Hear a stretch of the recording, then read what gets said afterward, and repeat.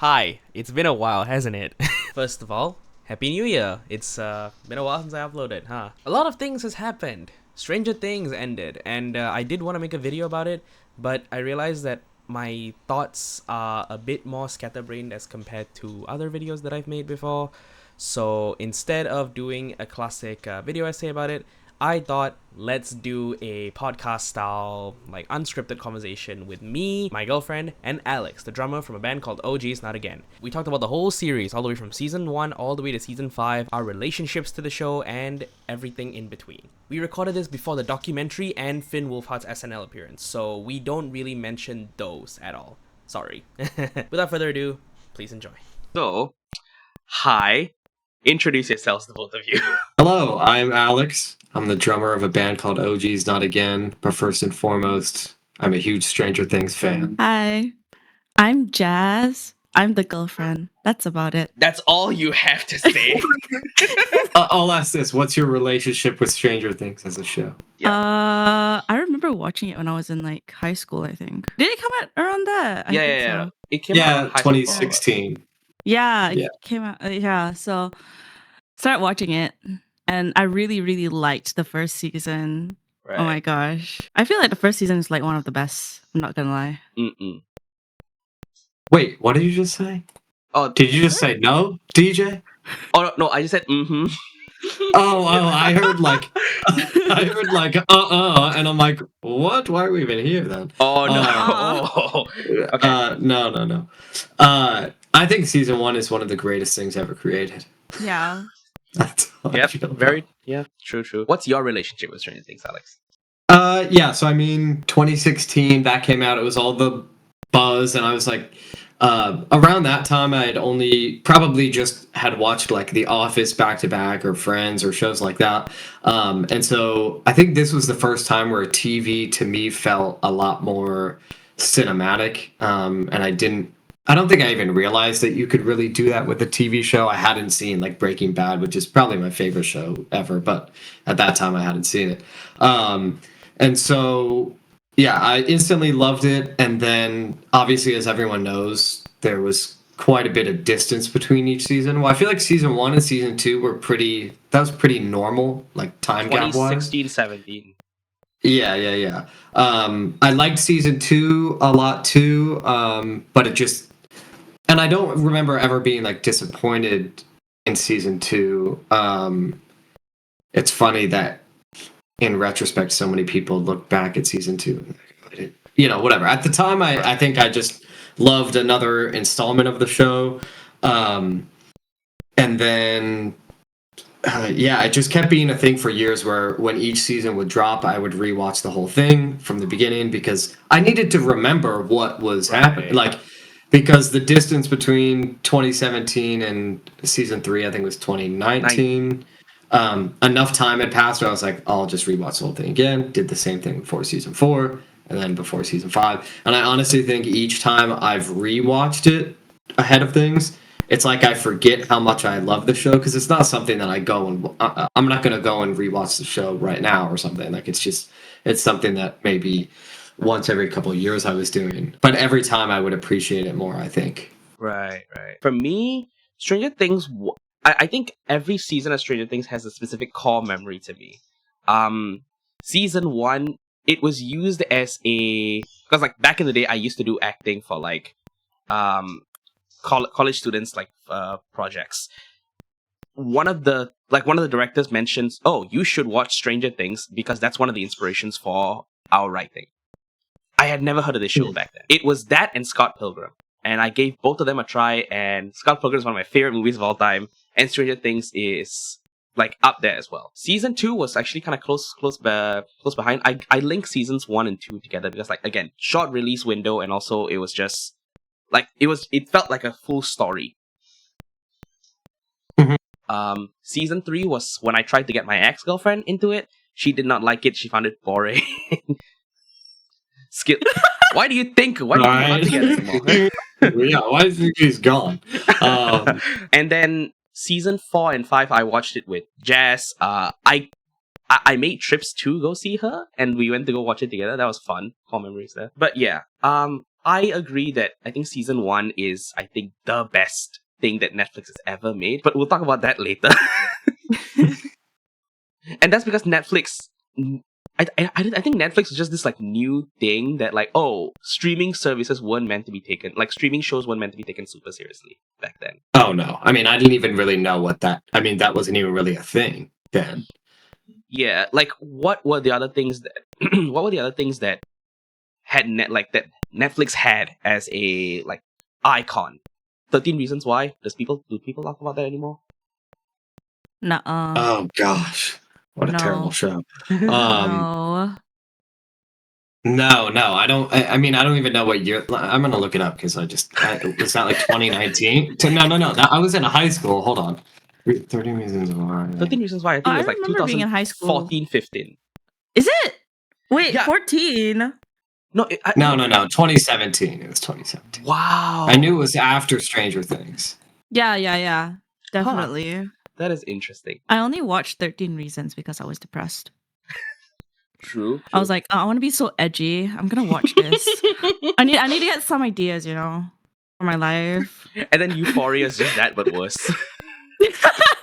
No, when Euphoria came out, I was like, what the fuck happened in my like high school life? Why wasn't mine as interesting as this? Interesting. Is this how schools are in America?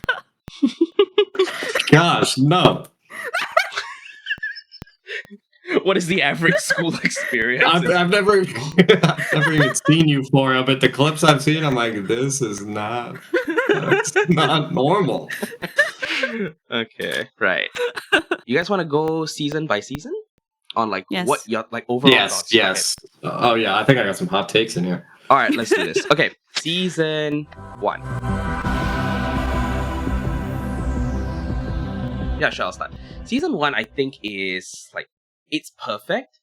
It knew what it wanted to be, and I think like it did it super well.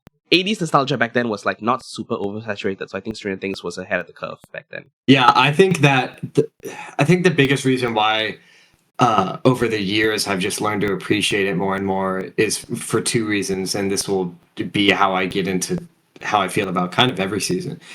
Is that it balanced this coming of age story with this mystery. Season 1 has the best mystery, and it's not even close out of anything. And even though I know exactly what's going to happen because I've seen that first season at least like 5 times, I'm still like glued to the screen watching them find out like that Will's, Hopper finds out that Will's body is fake, and you're trying to undercover this lab stuff, and it's like it's obviously wearing its influences on its sleeve, like you can see the people talk about the Goonies influence or Stand By Me or the It books, like a Stephen King thing. But I don't think that's even a bad thing. The fact that it's like so aware of the fact that it's pulling from all of these things. I think the kids also being at such a young age and being such great actors, I think that's something people have forgotten over the years, just like how good they were as 10, 11, 12-year-olds. Finn, I always thought was like the perfect lead. Millie Bobby Brown in that first season is great. Will obviously doesn't do much of anything, but he's great. I think he has a season to shine. Yes. He gets his time. Yeah, I mean, I really think this past time that I watched it ahead of season 5, I was like, this is one of the greatest things I've seen in my lifetime. Movies, shows, anything like that. And I think it's because the show does a really, really good job of attaching you to these characters. And like by the time that you spend so much time with why can't I think of Winona Ryder's Joyce? Oh my god! You spend so much time with her, and people for so long thinking that she's delusional, and then as it starts to unfold, more people are realizing that she's not, and Hopper joins in with her, and all of this. Like, you are so rooting for the end of that, and with Hopper's arc, you learn about his daughter. Like, I cannot watch that when they find Will and he has flashbacks to Sarah and all that sort of stuff. Like, I always cry during that scene. It doesn't matter. I've seen this like so many times. And that's what this show gets right to me, is like these emotional moments that take all of the, as much as I love the mystery aspect and all of that out of it, it wouldn't work if we didn't care. So yeah, to me season 1 is what the kids and I call peak cinema. What the kids said. Jess? I'm going to mention the point where Alex mentioned that it's good partially because like the cast is like the child cast was like pretty good because they knew what they were doing when they were like casting. Like they didn't even know that Dustin was gonna be like, you know, Dustin until like they casted Gaten as Dustin, as like they never wrote him with a lisp. Wait, they did it. So I see. no, they didn't. They didn't. They saw Gaten's audition and were like, all right, yeah, this kid. Yeah. Yeah. Yeah, this kid. I really liked Millie Bobby Brown when like as 11, when she was like, oh, season 1 11 is Like cutesy. she's adorable. Like she's adorable, and also like she conveys 11 very well. Like Yeah, the especially child 11. Oh my gosh. Sorry, we, I'm not. We don't talk about grown up 11. Okay.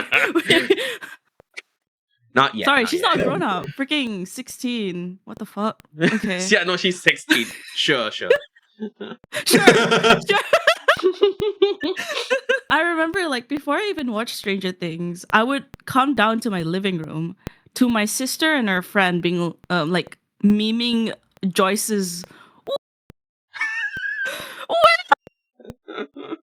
I was like, wait, what's going on? Right. And that's when I started to check out the show and like, oh, I binged it.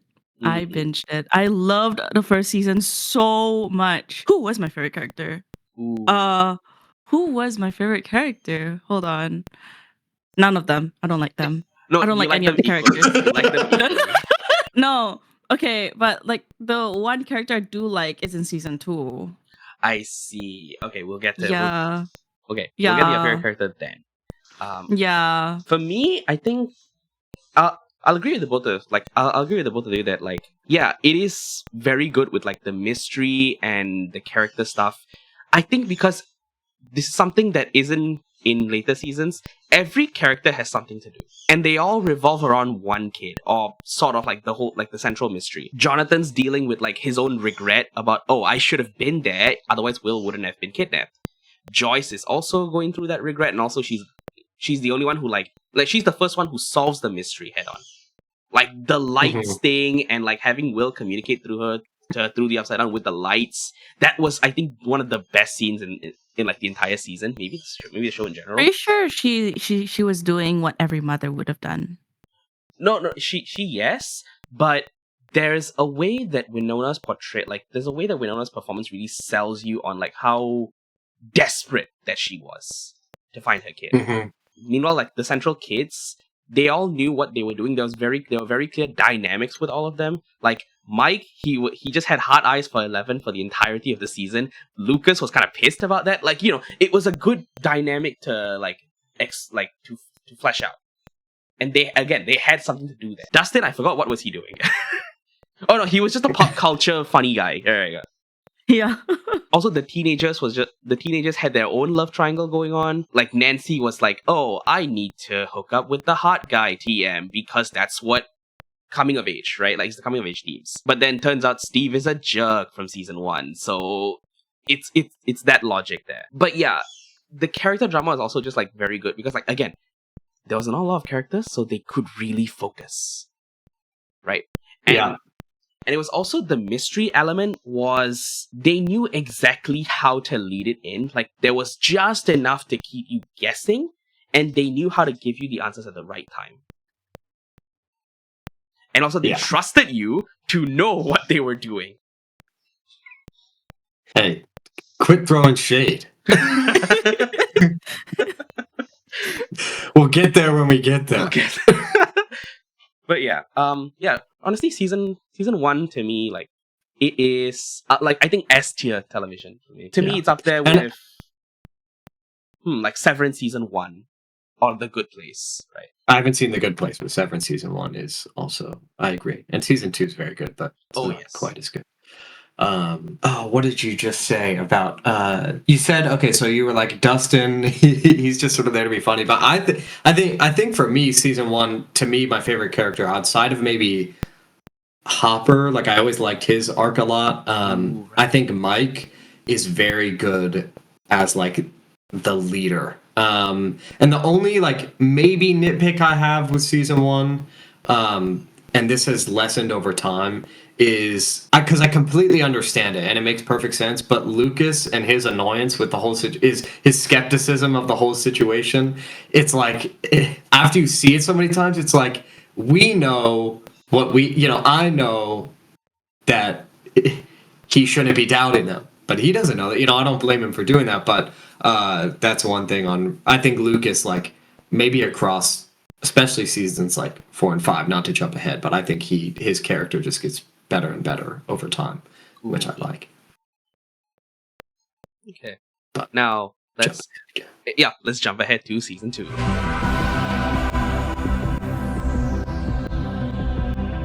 Let's go around the table again. What did we think of? So you had mentioned this before that seasons 1 and 2 feel easily like the most contained. That feels like what they originally wrote. Like that there's this mystery thing where Will's lost, and then the second season would be this sort of like possession story, again, like drawing on different 80s influences and that kind of thing. And so the thing I love about season 2 is just that the vibe is so similar to season 1. Still this sort of there's a little bit of this like mystery going on with trying to figure out like how much the mind flayer has messed with Will. I also think, as I said before, Will didn't get anything to do in season 1, and in season 2, he is like Noah Schnapp as an actor is just insanely good. Again, a thing that I think is overlooked way too often. Like to have a kid, act out, this possession and there's that scene where he's like tweaking out on the ground, like screaming or whatever. And he's going through all these like wide ranges of being controlled and all these things. The only thing in season 2 that I still agree with most people, and I remember thinking at the time, is just the Lost Sister episode being like it's a placement issue, I think, more than anything else, because like it's helpful that this was for the first 3 seasons it all came out at once and you can just breeze through it, and like it's like a 40-minute episode, whatever. And it is rewarding that it changes Eleven's character when she comes back and all of that. I think it was really smart to separate Eleven and Mike the whole season, because that makes that finale so rewarding with the snowball and all of that, because again that just connects so perfectly to season 1. Like that feels like one story, and then they were just like, oh, let's keep going. Let's just keep doing more with this. So I really even though that Lost Sister thing, I honestly think it's not the worst thing in the world, and I do think it's kind of important. I think I would have just probably written it differently, where like we should be cutting in between that and the rest of the cast, whatever. Don't devote an entire episode to that. When we just saw Deba Dogs climb up the wall in the lab and then end on a cliffhanger, and then, that just it never made any sense to me. But no, I think over time season 2 has gotten better and better with age for me. I won't say where it ranks just yet, but I think because it feels so connected to season 1 and I hold season 1 in such high regard, it just feels like almost nostalgic to look back on it. Right. 9 years later now. 9 years, oh yeah, it's 9 years old. Okay. Yeah. Jess? 9 years. We're so technically, I mean, it's 2026 now, but I mean, Yeah. Season 2 was also like one of my favorites, because that's where Mad Max comes in. That's your favorite character, I'm guessing. I love Sadie even now. I can't wait to see what she does in Spider-Man. Me too. But like, don't get me started. I really love her acting. Not in a bad way. I just mean Oh, I I'll talk about really, Spider-Man for too long. I really love her like acting, and that like she has that charisma that like the rest of the cast doesn't. Like they all have charisma. She has like she takes the cake. mm, Like not only that, like they wrote her character really well for me, even though I have some problems in the later seasons, but go we'll get to that ahead. later. But I didn't say anything. but I really like the arc that they chose, where like they were telling the story of her brother getting possessed. That's That's season like 3. interesting to me. Oh, is it? Oh, Yeah. is it? What's Max season is 2? season 2 is Mind Flayer, like the introduction of the Mind Flayer.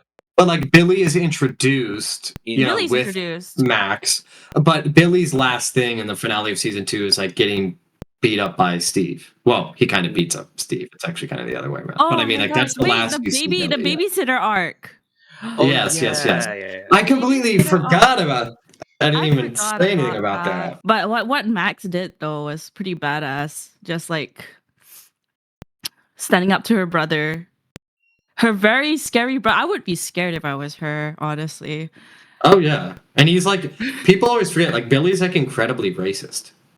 Oh right, yeah. You There was know, a like bit. There's a bit. yeah, like with Against Lucas and Lucas, stuff. Like bro. yeah, it's like it's actually insane. Like I know that they kind of give him like a redemption, you know, but it's like, do you not forget that he's like, when he's like runs him over with his car almost, like it's yeah, he's a terrible person. But um, yeah, whatever. That's besides the I point. remember Billy looking at Lucas with like eyes that could kill. Like he Mm. Oh he yeah. literally wanted to kill the guy. I mean, this was the He's a 80s. kid, bro. But still, I remember the actor for Billy had to actually work on his physique because he was like Skinny. too ripped.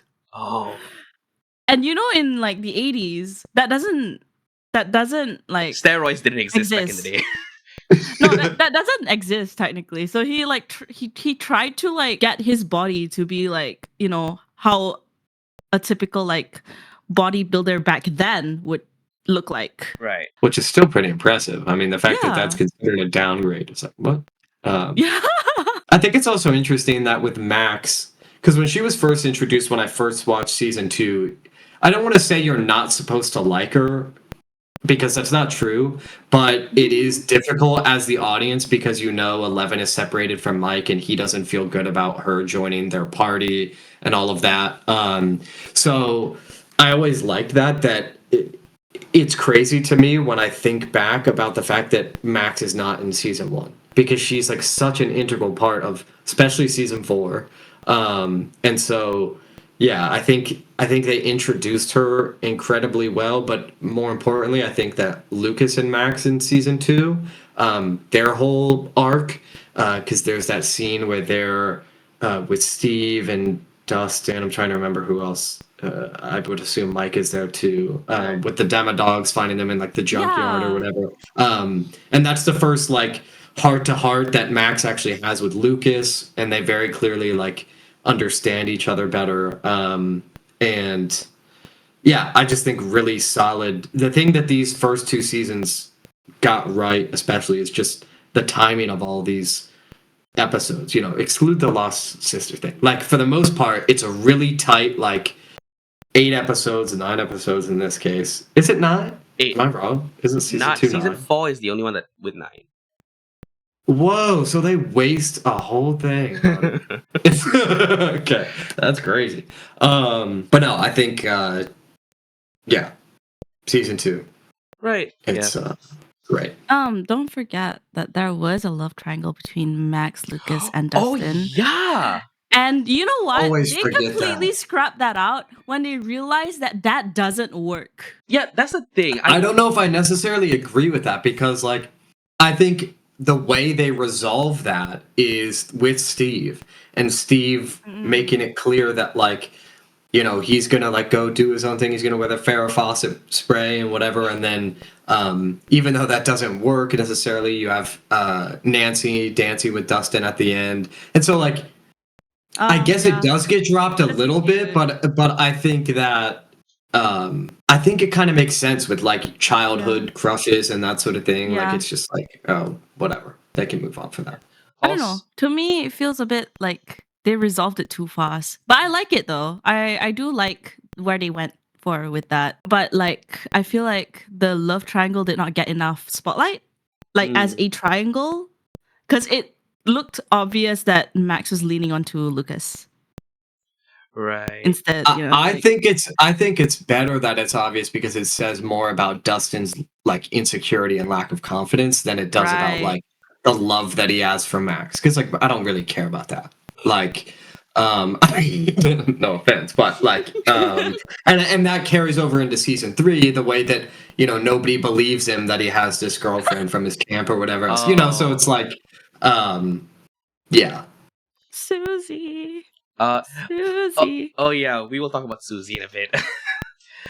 Okay, but for me, I think season 2, like it feels like the second part to the already great first season in a way. Like it follows up the stories very well. It still feels like the Duffer Brothers knew what they wanted to do.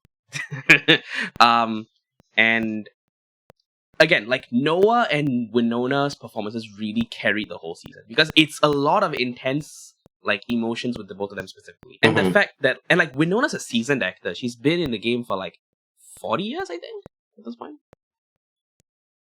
Like since the 80s. Yeah, something like that. Oh yeah, yeah. Definitely. Yeah, Beetlejuice was 87, I think. Like released in 1980. But still, like the fact that Noah could keep up with her is insane. It's the same way that like, I don't know whether you guys have seen The Adam Project. Yeah. It's like, you know, they casted Walker Scobell. He's Percy Jackson in the series right now. Like and it's very hard to keep up with Ryan Reynolds, but like the guy is able to one up Ryan Reynolds all the time. So, you know, they knew what they were doing with the casting. Also funny that Adam Project, I think it was also directed by Sean Levy, one of the directors from Stranger Things. Yeah, but anyway, back to season 2. Yes, people keep bullying the Lost Sister episode. It's very clear that it was just a pilot for the Kali and her goons. And also like I think I remember there was like a novel that came, like a tie-in novel. There were 2 tie-in novels that I remember. Three tie-in novels I remember. One was about Brenna, one was about Kali, one was about Max. They were all prequel novels. That's a random selecting characters? Yeah, I tried to read the Brenna one, I got bored. I would imagine. But yeah, it's very clear that they really wanted the sisters to go somewhere. And because of how that episode has been bullied by everyone, they completely brushed them under the rug. They do not exist until season 5, but still. The sisters? Yeah, the sisters. I mean, yeah. Judging by how season 5 went. And also considering, like, you know, like the later the later seasons, they like it's always just been 11 has been alone, and also okay, this is like we're getting into like season 4 discussion, but I'll save it for later. But yeah, season 2, it's solid. Like I like what they did with all the other characters. The Jonathan, Nancy, and Steve stuff were quite interesting. This is also where I think we properly get introduced to Murray. Oh yeah, right. I think this is his best. No, maybe season 3. Yeah, season 3. But yeah, he's very good. People dislike Murray a lot, valid reason. But I don't know. Like Murray was good in small doses. He had a bit, and he did it well. He's the person. He became the person that's like they need for resources. That's his only purpose. Resources. That is it. And to be like wacky and zany. Yeah. They needed one insane character, I guess. In a cast of like already funny characters? I guess so. Yeah. I don't know. They wanted to do something with, I don't know, a character like him, but I think even sorry. Oh. We're all going.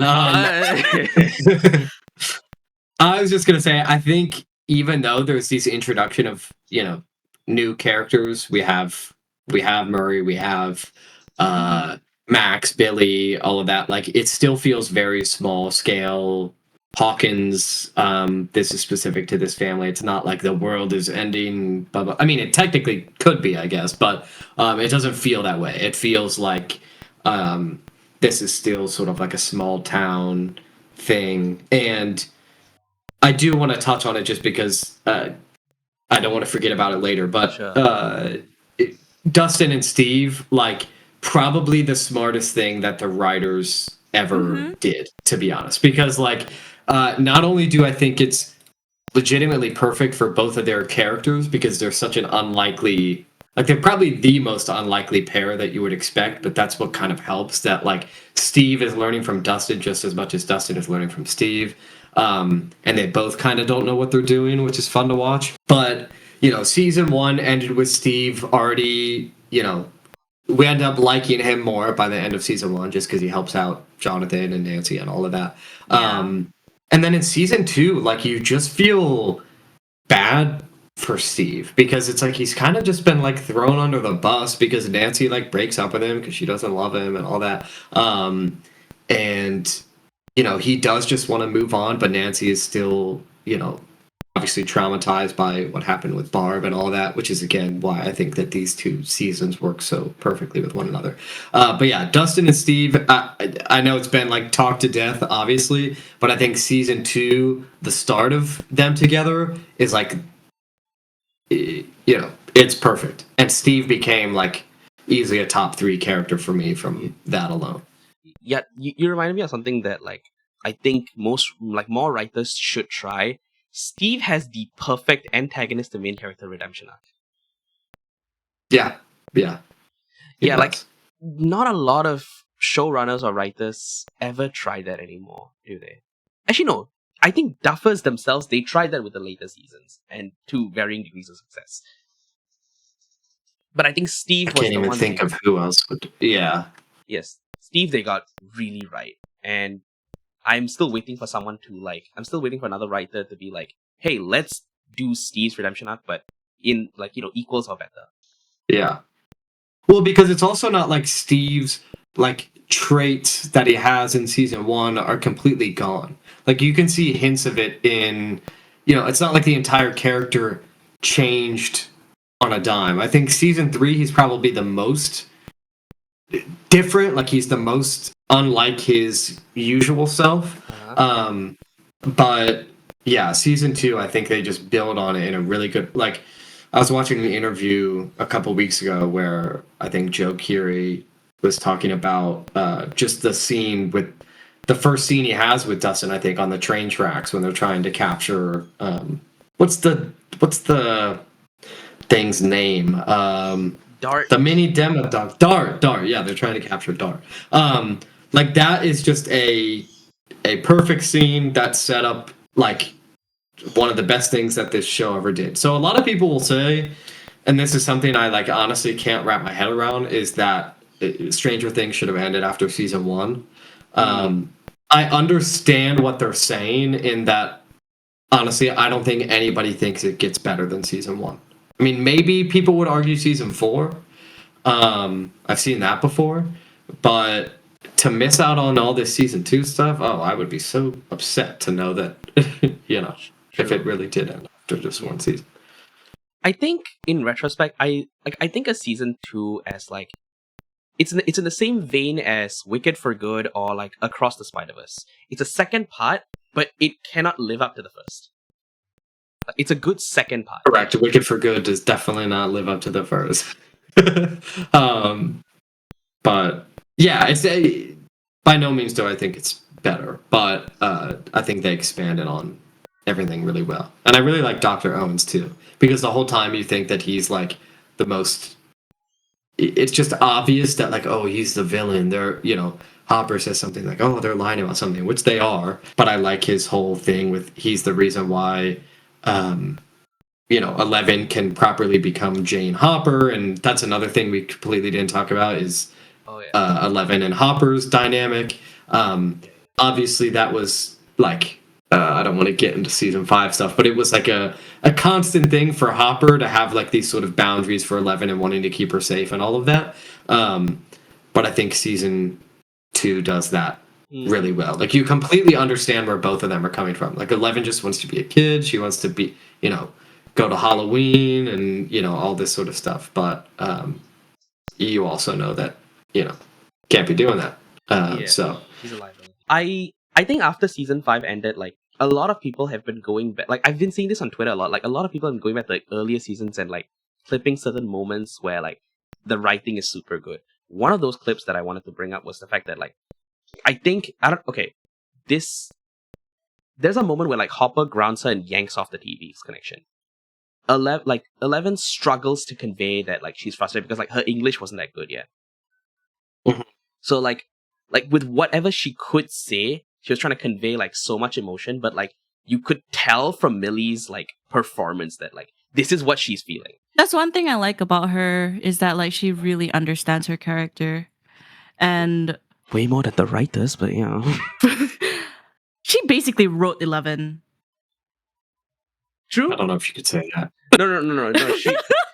She wrote. Actually, no. The Duffers wrote 11. I think she just understood it super well.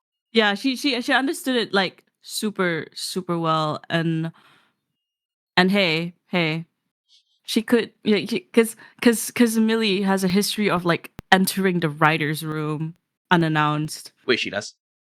Yeah. Yeah, that is. I watched so many interviews and podcasts and stuff on like ever since I think the first 2 seasons, I just started checking out like their public appearances and stuff because it's so fun to watch. They're like cute kids, they're just like having fun, and I like seeing them have fun with like as a cast, and like they basically grew up together, and that's kind of cute. True. Love that. Okay. Yeah, that's true. I also think that like the Hopper and Jane stuff are like that is one of the best things about like the earlier seasons. So again, people complain, oh, I wish season 2 didn't exist. You wouldn't get the really good Hopper and Jane stuff arc if we didn't have season 2. Yeah. That kind of cements like both of Hopper and 11's characters moving forward. I actually don't get the hate on season 2 because I really like it. So I really think if that one episode didn't exist, people would think that it's like, I think time is gonna treat it well. I think it already has in some ways. Like, people have started to go back to it and they're like, what were we thinking that this was like so much worse? Ignore the and right. So yeah, anything else on season 2? I don't know if I'm missing anything. I think the show should have ended at season 2. Yeah, not season 1, but season 2. Like, it had a good cliffhanger type ending, right? Like, they were all happy. The Upside Down gates closed. Oh, but the Mind Flayer is pissed because he got thwarted. I think I would maybe agree, but I have too much to say that leads to like the other seasons that like. Yeah. So like, here's what I'll say. It's like, I'll just say it now. So like, I think that makes a lot of sense because like season 2 just ends it's not like the way that season 1 ends, where it's like such a clearly defined cliffhanger that we have to resolve, where Will coughs up the little slug and it flashes upside down. Like, that we had to resolve. But the school just flips upside down and shows that the Mind Flayer still exists or whatever. Like, it could have ended on that and it would have been fine, or they wouldn't even have to show that or something. But I think the way in season 4 they brought in Vecna, like a way to personify this villain, it sort of revitalized the show from being just like in a way that I don't think I ever would have expected. So yeah, knowing that we wouldn't have gotten that especially seems tricky for me to say. Yeah, we'll get into it. All right, and let's get into it right now. Season 3.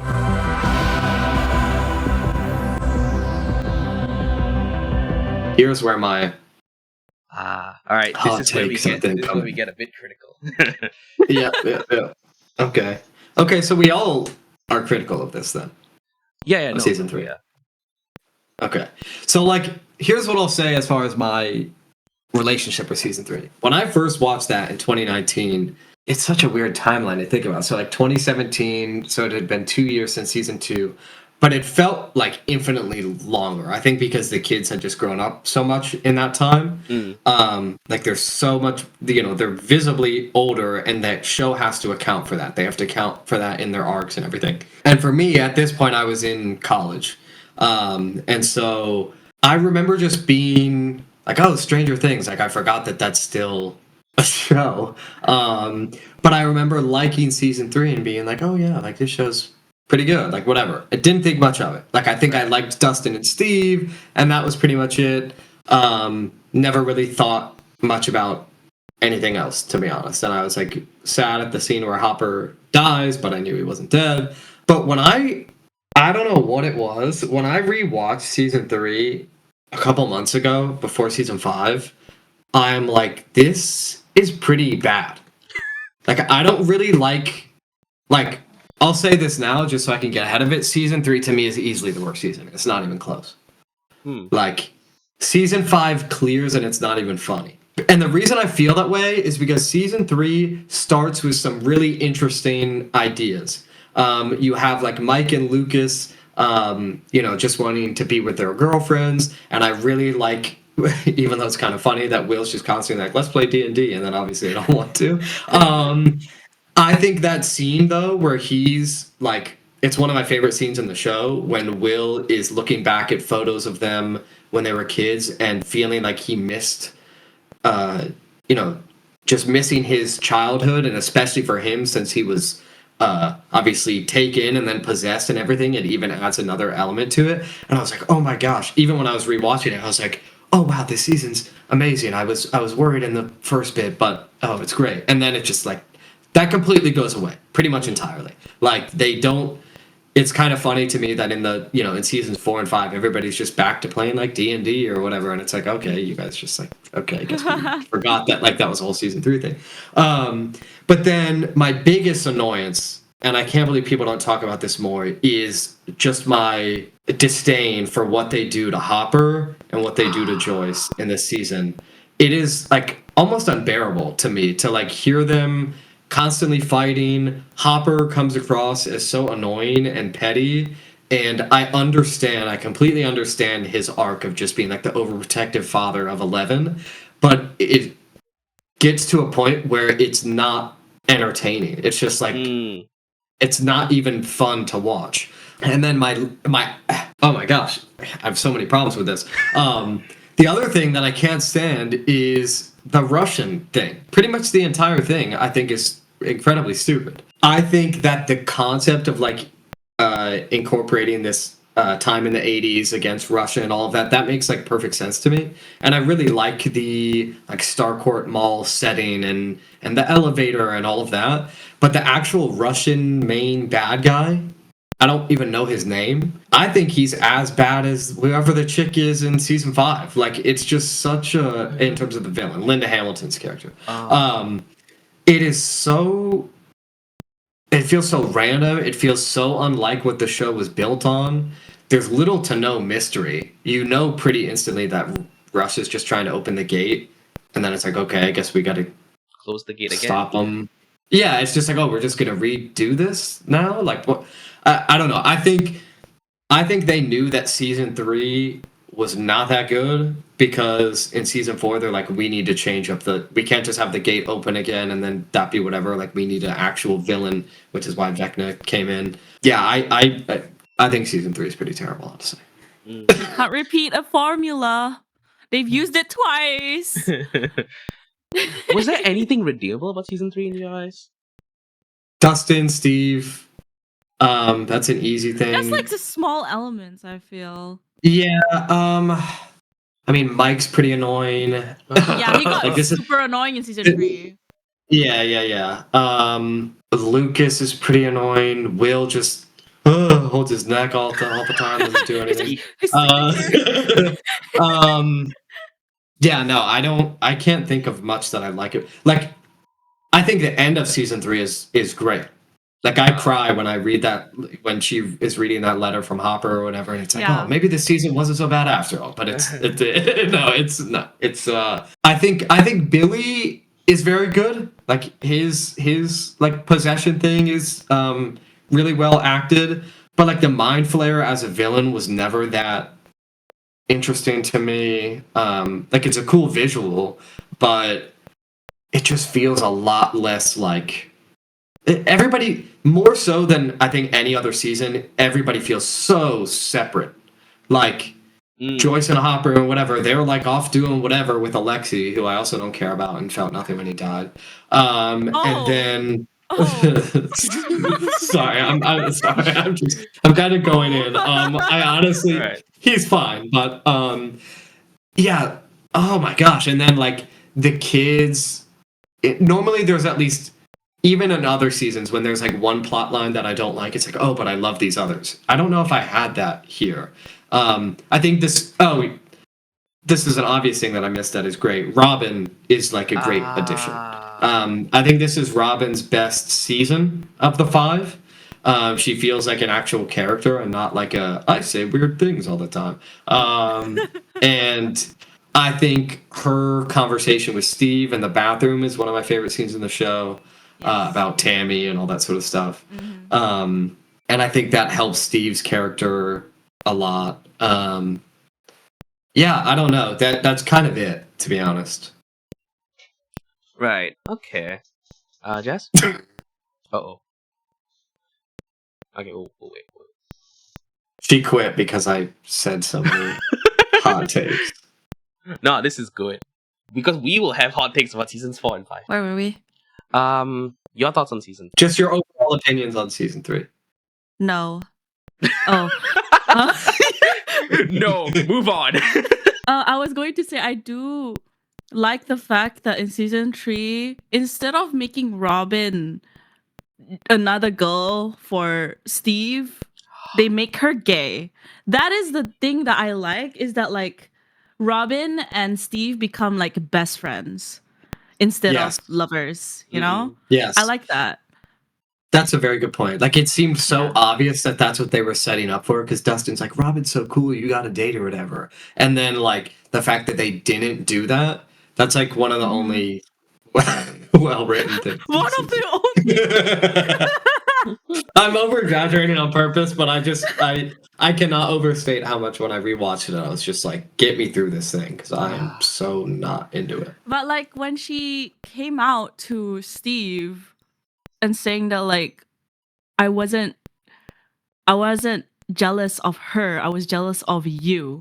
You know, I was like, oh, I like that. I like that a lot, because like then Steve's reaction was just like, but she's a girl.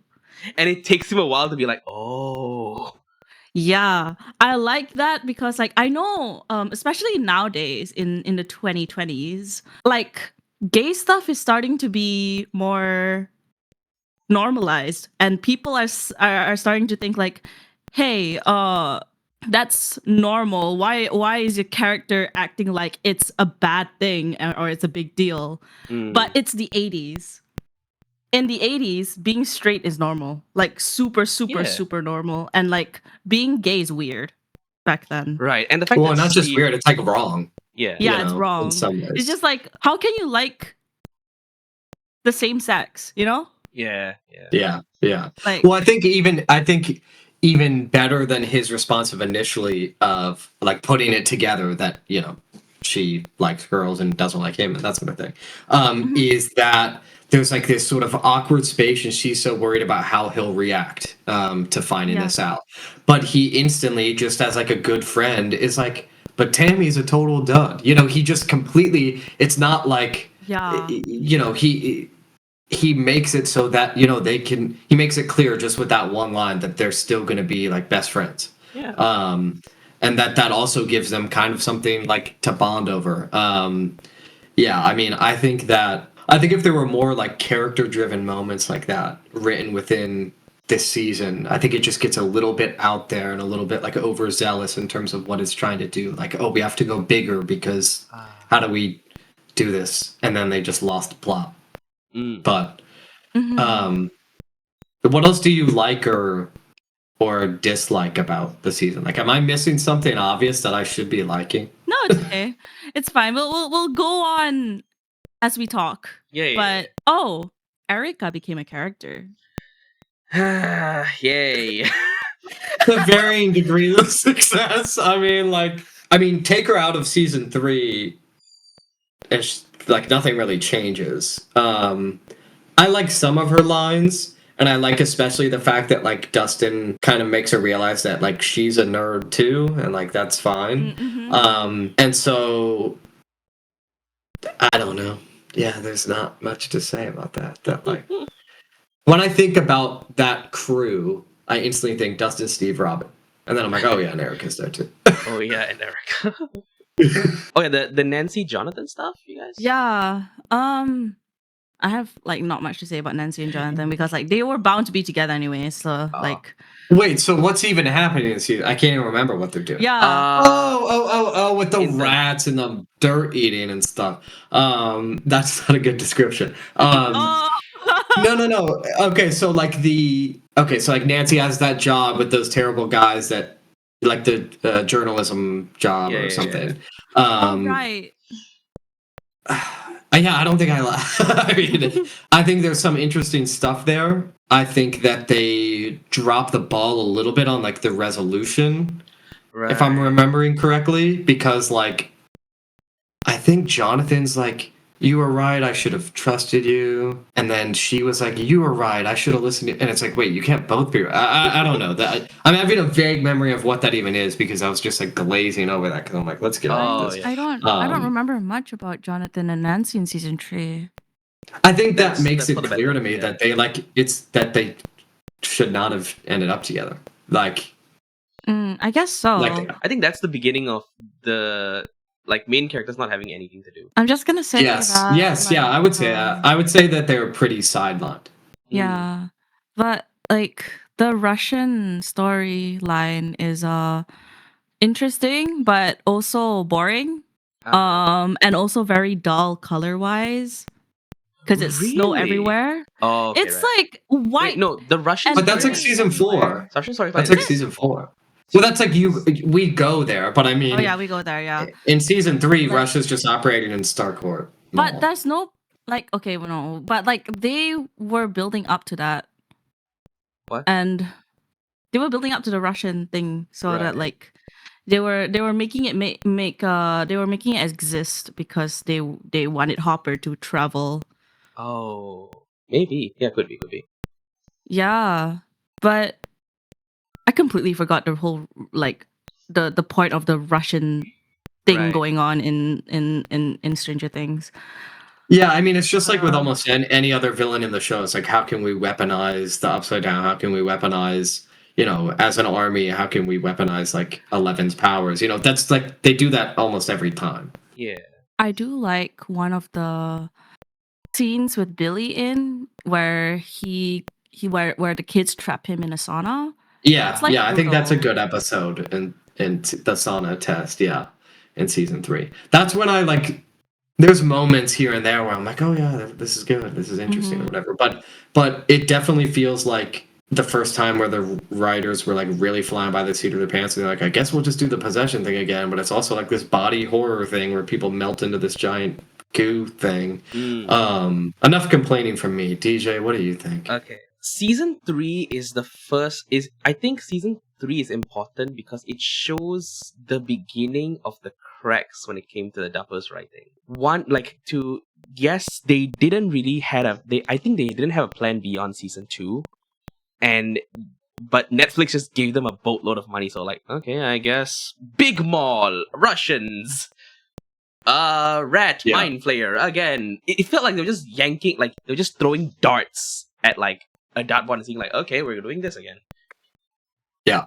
A lot of people, okay, my sister, she really likes season 3 because like, oh, it's like because of the colors, the set design, production design, and whatever. Yeah, like it's very bright, it's very colorful because like, the mall, the neon aesthetic, it's nice. Like the set design for the mall is nice. But this also feels like a B-tier Marvel movie. Oh yeah. Yeah, where it's just No, this is flash. definitely like the yeah, it's like the Marvelification in a bad way of where it's just like, oh, we got to go bigger and like throw budget here and there and like no, it just Yeah, like I think it's I think it lost why people liked the show. The Yep. like small hometown like mystery behind the scenes, like all that sort of stuff. It was just too grand of a scale to like pull back at that point.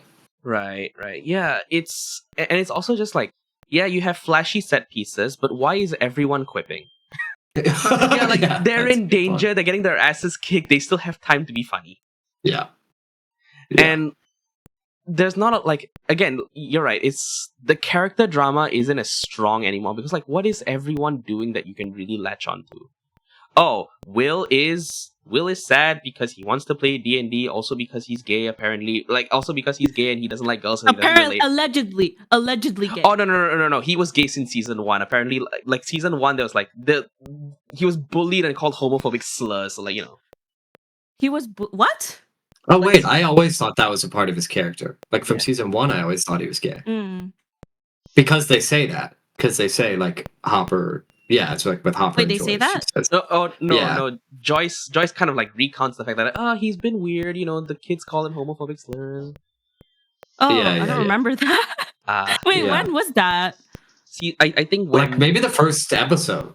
Right, yeah. Of the show. Oh, well, Like, I don't remember that. Yeah, like when Will disappears. When Will disappears, yeah, like because the first when he disappears. There you go. Thank you.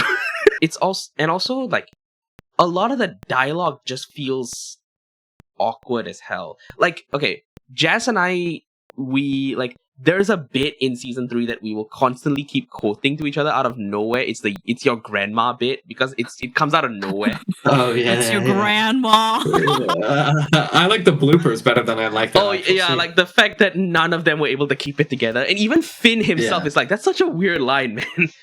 Yeah. It's your grandma. Yeah, exactly. Yeah. Exactly. I think it's meant to be that way, so. Yeah, no, but like the fact that everyone took it so, like the fact that in the show you're supposed to take it super seriously, even though like again the line and Harbor's delivery of just, it's your grandma, she's sick. I'm like, okay, you want me to take this seriously, man?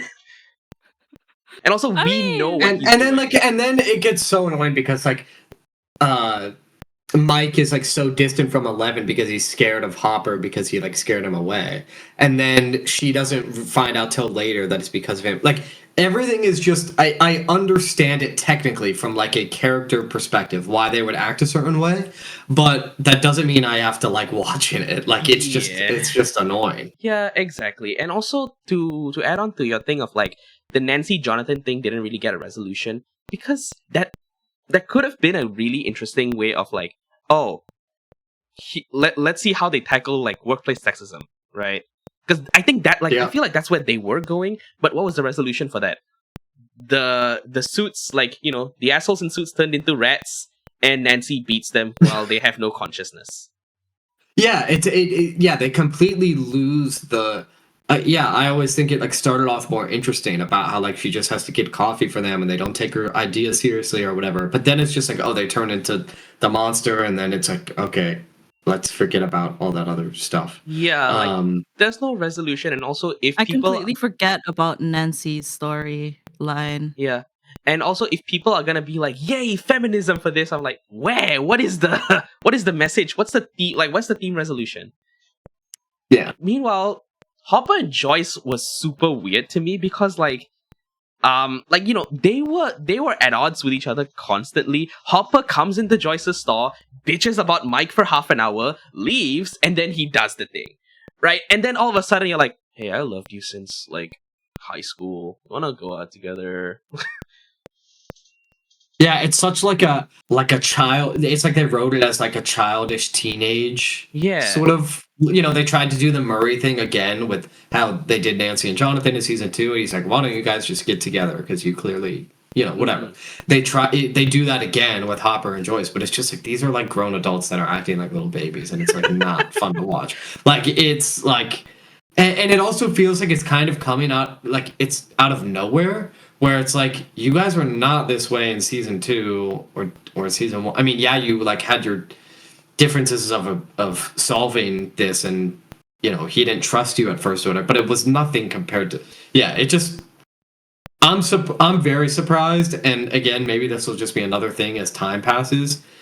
Maybe I just don't remember how people felt about season 3 at the time, but people act like season 2 is like the black sheep of the show, or at least they did until season 5, but that's a whole thing. But season 3 to me clearly is, of the 5, regardless of like quality, I think season 3 is easily the most out there, and not in a good way. Okay. So where do we go from here in terms of like how would you guys change season 3? Oh, I would skip it entire. I would I'm not even joking. I would like cut all of that out. The entire Russia thing, whatever. Yeah, no, I would get rid of almost all of that. Have like Robin be a character that's introduced in season 4, and you can still like have the show just be like seasons, and like combine season 4 with some ideas in season 3, like keep some of the stuff. I don't think there's a way you could rewrite it without like honestly just like nixing the whole thing. Put the good stuff from season 3 to season 4. Yeah, because you could still have like, if anything, that would give you a chance earlier on to be like, oh, the Mind Flayer and Vecna are one thing, and then like you don't have to do that in the finale of the freaking show, but whatever. So like I you could kill Billy off as another one of the victims in season 4 or something. Like I think there's ways to do it where like it would be a little cramped, I guess. But there's I do not look forward to eventually when I rewatch the whole show and I have to go through season 3. Double speed. Just watch on double speed. I can't do that. It feels sacrilegious. But I feel like it's not the way it was intended, even though I don't like what. See, he gets it. He gets it. He gets it. Yeah, see, exactly. You can't be doing that. Even if it's 1.25 times. I'm like, nuh-uh. What do you mean, Jess? It sounds very pointed. It did. He constantly watches things in 2 times speed. That's insane. Needed to get through stuff, man. I could literally only understand that if like it was like a 20 season show or something. But if it's like, especially if it's like a 2-hour movie or a hour-long episode of a show, no, I can't do that. But that's besides the point. I think we've done our complaining of season 4. Season 3. Season 3. I want someone to start with season 4 because apparently we might have some disagreements here.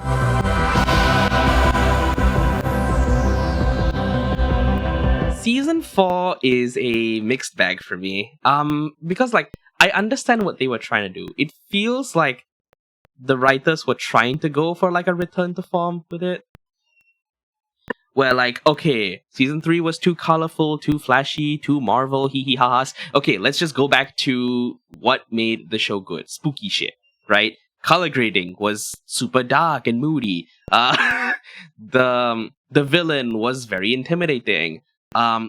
Also, Vecna is so good, and Jamie Campbell is like amazing casting. He has actually scared the kids, bro. That's good. That's what Stranger Things should have been. Like Stranger Things. That's what they intended to do too. I mean, like I think everyone else agreed on that. You know, like they don't see him until he's fully like his full Vecna. You know. Yeah. And also because like Stranger Things 1 and 2, they felt like, okay, this is gonna be an interesting perspective. They felt like shows for a wider audience. I think Stranger Things season 3 really locked it to a PG-13 like an audience. Yeah, like I would say bright so. colors, Marvel humor, everything is just like everyone talks like again like the Joyce and Hopper, they talk like as though they're teenagers. It felt like a teen drama. But season 4 was really the fact that like, oh, you thought this was a funny teen drama? Nuh-uh. So what are you you're saying they like attempted to return to form, that sort of thing. Yeah. What are the things you don't like about season 4? Honestly, the performances kind of sucked. It felt like half the actors were checked out. Finn especially. Okay. Like, I'm okay with that. yeah. and also some of the like Finn, Noah, the both of them felt kind of checked out. They don't really have that kind of like, it felt like they were just kind of coasting by. No more motivation. Yeah. I feel like Finn got way worse Yeah. in acting. Yeah, no, he just looks and sounds bored half the time. Yeah, I don't know. Yeah, and then also like, but I think I get it because like you see him in other films. Like, okay, was he good in It and Ghostbusters? He's really good in It, but he was like a kid still. Like that was the same time as Stranger Things season 1.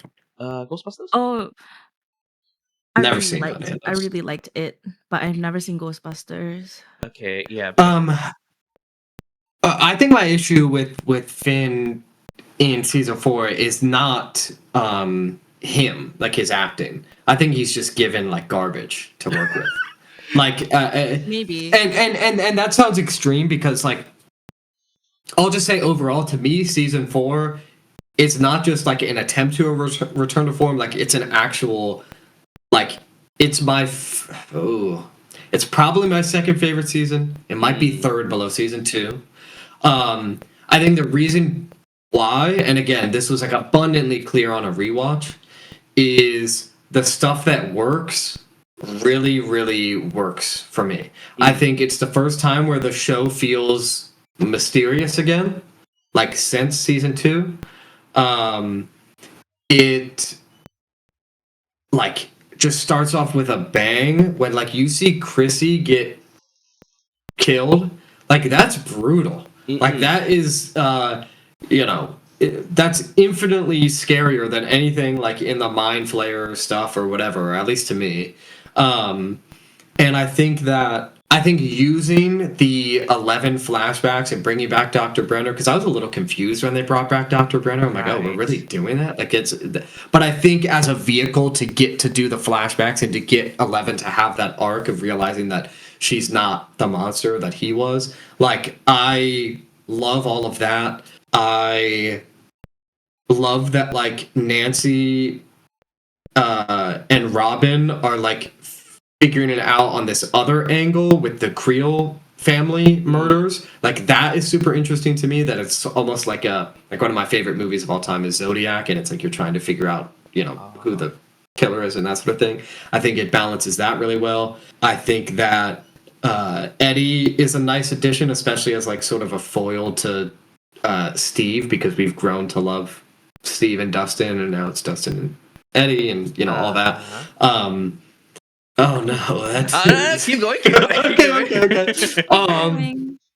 I think that not just Vecna, but I think once you realize that it's Henry, I think in episode 7, that's like one of the few twists in like modern media that I actually was surprised by. And I don't know how I didn't see that coming, to be honest.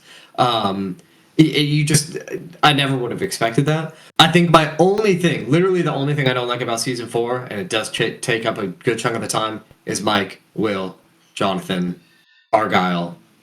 Who's Argyle? Their whole thing in California. The fact that Jonathan is just like high all the time, and Mike is just doing God knows what. Like, Will's upset all the time, obviously. It's like it feels so detached from everything else, and like even in the finale when we're supposed to really feel something, when Mike's like, I love you, Al, whatever. I'm like, like you're in California and you're in a pizza shop, like while everybody else is actually doing something.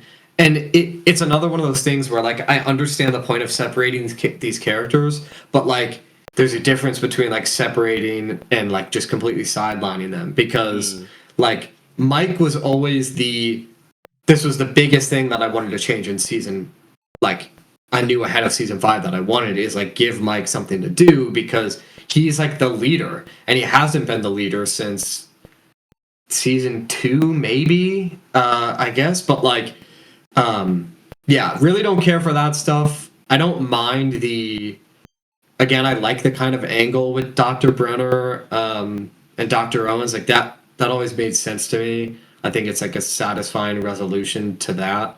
I think the obvious standout, and it's not even close, is Sadie Sink. Like Max became who I thought was like a nice addition to the cast, to like a powerhouse of a performer, and obviously running up that hill, becoming like that whole sequence becoming Iconic. maybe the most iconic thing of Stranger Things, like maybe even more than season 1. And I don't think I would have thought that they could have done that, like that they could have made something that rivals season 1.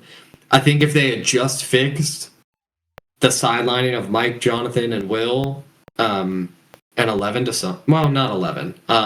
If they had fixed that, this would easily be like close to season 1's level of quality. Me. And I think that as far as the acting goes, because you mentioned how you thought like Finn was like phoning it in. Maybe that's not the way you would have said it, but I think that's generally the gist. Yeah.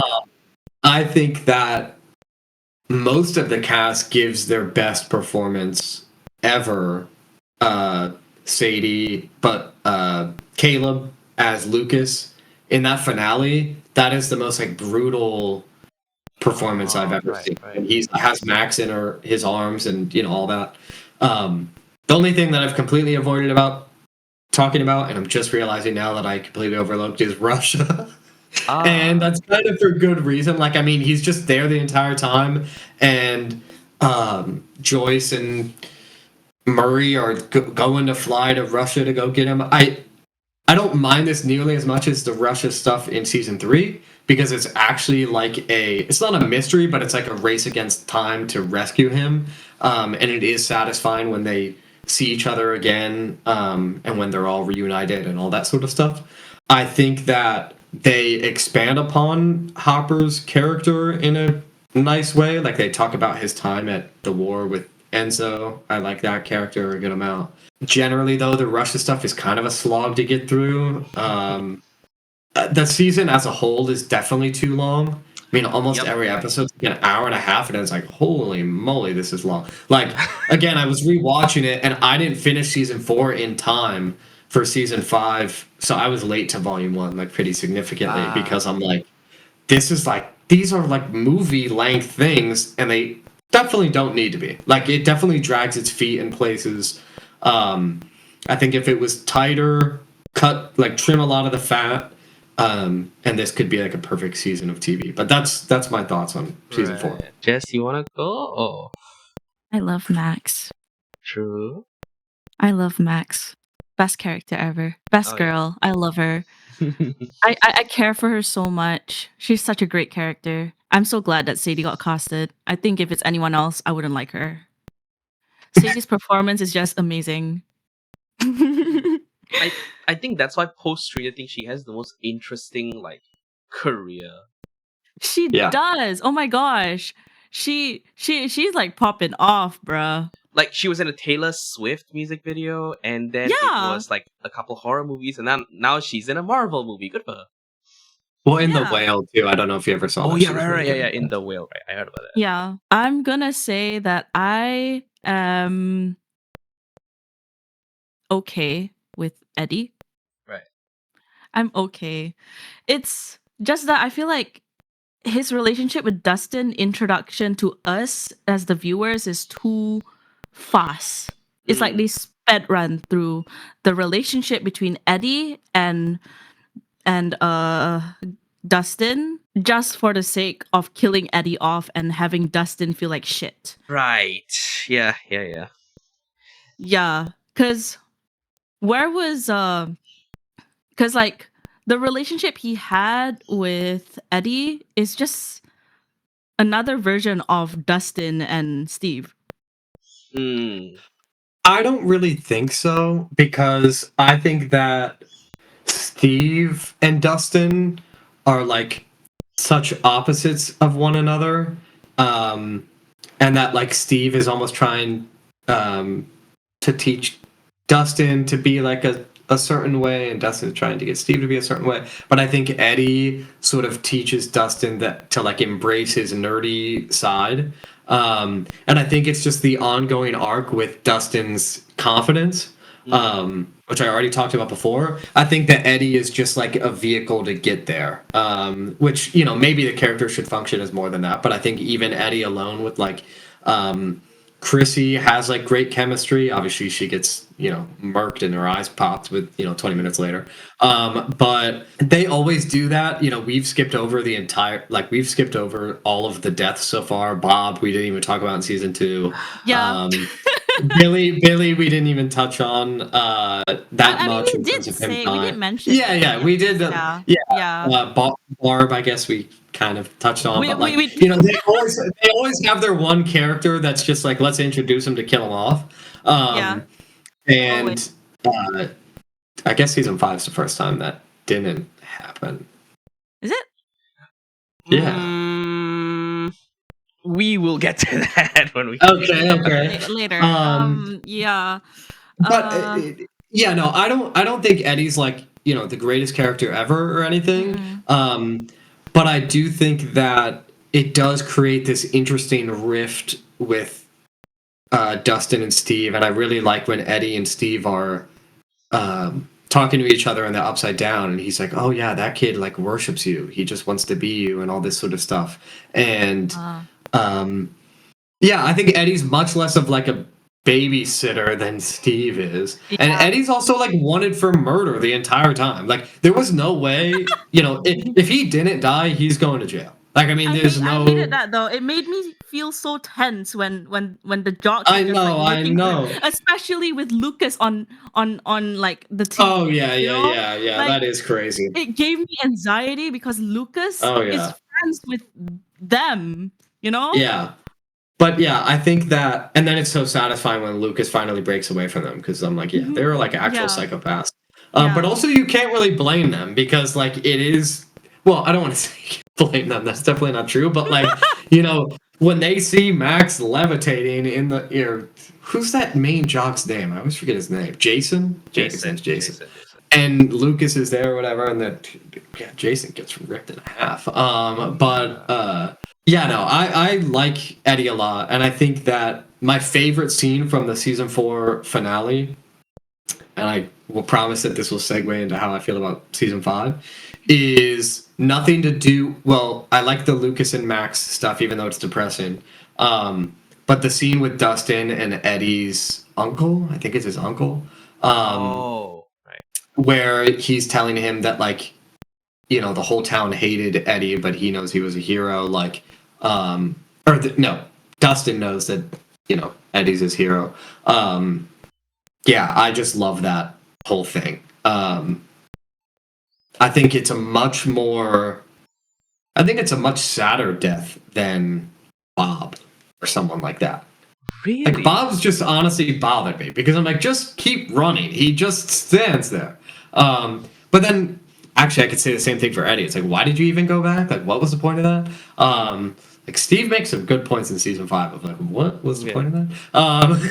But yeah, sorry to cut you off. I interrupted somebody at some point. Because I don't have much to say in general about Stranger Things, because I like some parts, I don't like some parts. I'm just gonna say what parts I like and don't like. I don't have so many opinions on things. In 4 specifically. I'm also in a bit of a time crunch, so okay. I have another call to get to later. So I'm just gonna end my point here for season 4. That's like my major points, because like other than Sadie's amazing performance and her amazing athletic skills, yeah, I got so sad when Max's eyes got just like exploded. Okay. Here's where I get to. Okay, I'm gonna disagree with Alex on a bunch here. season 4, it shows a lot of the gaping issues that the writing of Stranger Things has. Wherein, like, yeah, you notice there's a pattern with, like, oh, let's introduce someone to kill them. Because they don't have the balls to kill their main characters. And that is Yeah. 100% okay with me. I've never understood that complaint, to be honest. When everybody was going into season 5, like, who's gonna die? Who's gonna die? I'm like, nobody, and I'm fine with that. Oh, Ah, okay. I'm not fine with that. I don't understand that at all. Like, since when do we need, like, I love plot armor. Keep these people safe. I don't care. Like, I'm serious. Like, You're one of those. You're one of I those. am. Like, when everybody's like, oh, Will's definitely gonna die in season 5, or like, oh, this person's definitely gonna die. I'm like, one, the writers have never shown that they have any ability to make that decision. And I don't even think that's necessarily a bad thing. Because, like, as long as I think the characters go through enough trauma that they don't need somebody to die to just to make them have more trauma? Like, I don't understand that necessarily. Oh, okay. It's because if you have not, like, if you're gonna, okay, because the thing is, with the main characters, they already have very little to do. Jonathan, Will, Mike, what are they doing in season 4? But yet they keep adding new characters. Murray becomes a main character in season 4. Chrissy and, like, Eddie is, like, also a main character in season 4. So, like, what? I don't know if that's really true. When I rewatched season 4, I'm like, wow, Eddie's barely in this. I remembered him being in it way more. I feel like maybe in the second, like, most of the time he spent, like, hiding and stuff. Okay, maybe I'm wrong about that. His screen time surprised me. But yeah, I mean, he's definitely, like, a pretty pivotal character. Yeah. Yeah. And also, like, the way that they show his relationship to Dustin also irritated me a lot, because I think there was one scene in, like, right at, like, the second, volume 2 was, like, the last 2 episodes, if I'm not wrong. Like, it was released in 2 parts. Yeah. And it was just one scene where it's Eddie and Dustin, like, kind of bonding, and, you know, like, and that was the biggest red flag of, like, okay, they're gonna kill off Eddie by, like, the end of the season. Because that's the pattern that we've noticed. They introduce a character almost every season, they make you like him, and then they kill him off because emotion. And why? Can you explain to me why that's bad? Okay, because it just feels like a cop-out on the writer's part, because, like, you're right, like, okay, you are one of those, like, rare people that I've never met before that, like, they like plot armor. Oh, yeah. Okay, but for me, plot armor is just, like, it's a bit of, like, it feels cowardly. Okay, example, the running up that hill scene, Vecna can Bluetooth kill anyone. He has killed people from, like, different realms, yet he just sits there aura farming as Max runs away from him in slow motion. Yeah, I think aura farming. All he does is just yeet rocks in her. Dude, he can just snap her in 2 very quickly. I think the reason why I don't care is because it's exactly what you're saying. Like, it works on me. Like, emotion-wise, if you get me going, I do not care that it makes no sense. I do not care that it takes Max and Holly forever to run out of the portal, because I want them to have this heart-to-heart. Like, that's how I feel about a lot of these things, which we'll get to, I'm sure. Right. But, yeah, no, I think that's just a difference in... there's no part of me that's like, oh, somebody has to die for me to feel like there's, like, stakes or something. Because to me, it's almost more of a stake to know that, like, anybody that joins them is putting themselves in danger in the same way that, like, I'm sorry I have to make this comparison, the way that Spider-Man feels that anybody that gets close to him in his life is in danger. Like, that's interesting to me. That, like, Bob is willingly taking the risk of being a part of this and dies for it. Then that weighs on the rest of, you know, sure, they're all protected and safe from a, like, life standpoint. They're alive, but they are left with the survivor's guilt of bringing someone else into the fold. It's not just like, and that to me is more compelling than if they died. Okay, you mentioned that, but have they ever brought up that survivor's guilt at all? That could have been a very interesting theme to explore. Yeah, I think so. I think Joyce definitely feels guilty, even in season 3, for Bob. Oh, okay, yeah. That's the one.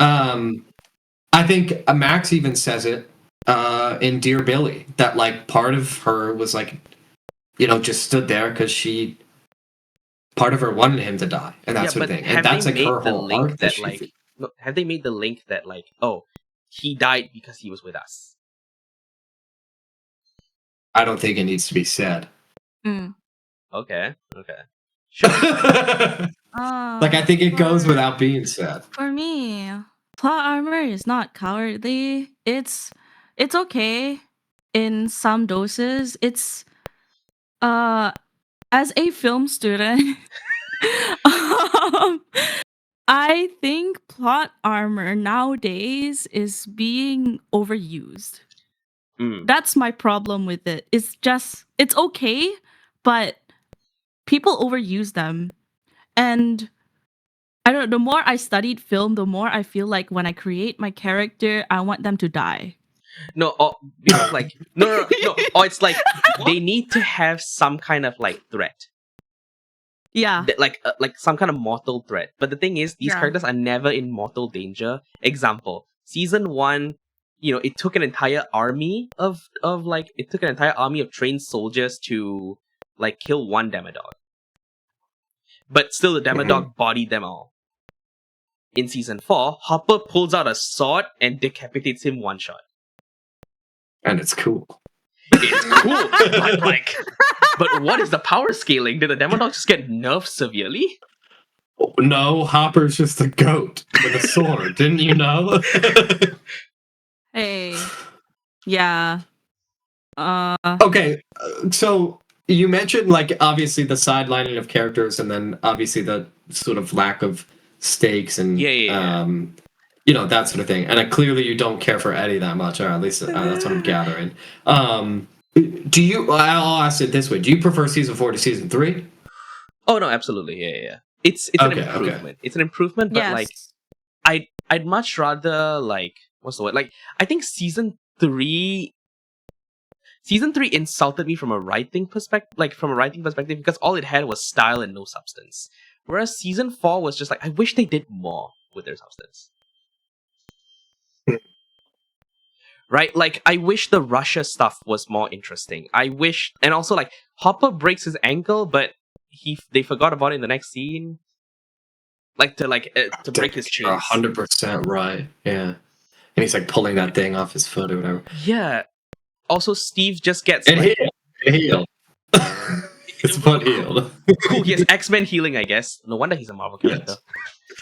Yes. Exactly. Also, like Steve gets like repeatedly choked and like bitten by bats over and over for like 20 minutes. He's fine. But the second Eddie gets swarmed by bats, he's dead in 5 seconds. Wait, Steve gets swarmed by bats? I mean, I know Steve gets like choked along with Nancy and Jonathan. Yeah, that's it. Yeah. And they get choked for a long, long time. Yeah. They're there for. They When I was survive. watching that, I was like, how has it been like 20? Are they been choked for like 20 minutes or something? But how do you feel about Vecna as a villain as opposed to like the Mind Flayer or, the lab people? Badass villain. Yeah, Vecna has like layers, and he has an interesting personality to him that the Mind Flayer does not have. Because the Mind Flayer is just monster, like the big monster, right? Mm-hmm. Yeah. But Vecna is just like, oh, why am I here? What do I want? Oh, no, what does he want isn't explored in season 4. But he is a threat. Like he's introduced, he immediately murks someone in like 5 seconds. Cool, you set him up, you showcase who he is. You are terrified for the rest of the season whenever he's on screen. And I think the build-up when it comes to Max specifically is like whenever she starts hearing that reverbed clock sound is that's when you as the audience are like, oh shit, Vecna's gonna kill her. I like that feeling of tension when it comes to like I like that feeling of tension that Vecna brings. Ultimately he doesn't, but like it's like he could have, but that's the thing. The tension was there. And however, he's also a result of the main characters having a lot of like very strong plot armor. They are invincible, and Vecna knows that. Case in point, he takes 5 seconds to kill Chrissy. He sits there in Aura Farms as Max runs away from him. What is he actually doing? Is he just like? No, is he's he just literally watching. standing?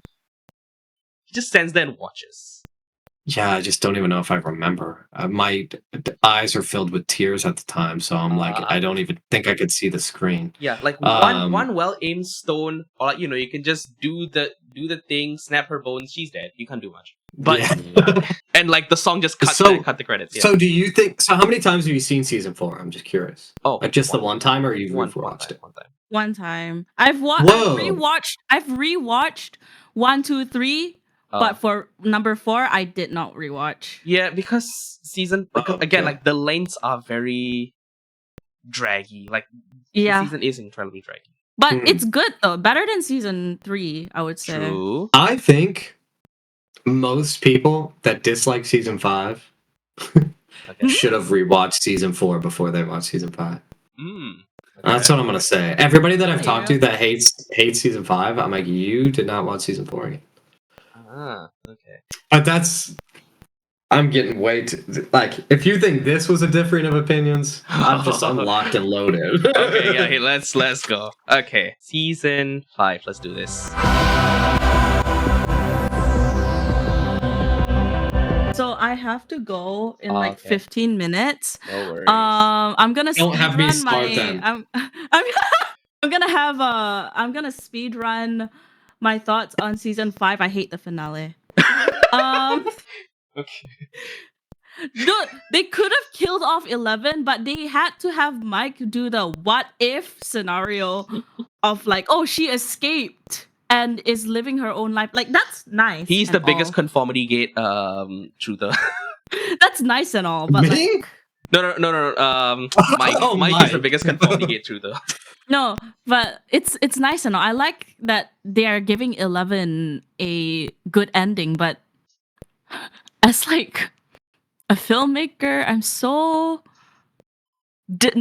not satisfied with everyone getting a happy ending, because I like bad endings sometimes, even though it makes me want to kill myself. It depends on the characters. No. Okay. Yes, okay. yes. I agree with Sadie Sink. She said in an interview the other day, she thinks 11's dead. I 100% think 11's dead. Okay. I think it's Mike just coping. That's always what I thought the scene was when I first saw it. That like, it's a nice idea, but it's not. It did not happen. That's what I think. Okay. Right. Fair enough. But sorry, don't get me started on this. You keep going. Oh no, it's okay. Fair enough. I would like to think she's dead too, but I don't like that. Like, oh, they shot a few extra shots of 11 escaping. Yeah, just for Mike's little fantasy. What I did like is them playing D&D again, though. I really love that. I love that because it's just so nostalgic to season 1. It's like, oh, that's so important to me. I think that last scene was perfection.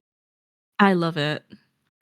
I love that like Holly and her friends are like basically the second generation of these kids. Stranger Things season 6. Let's go. Spin-off. Hello.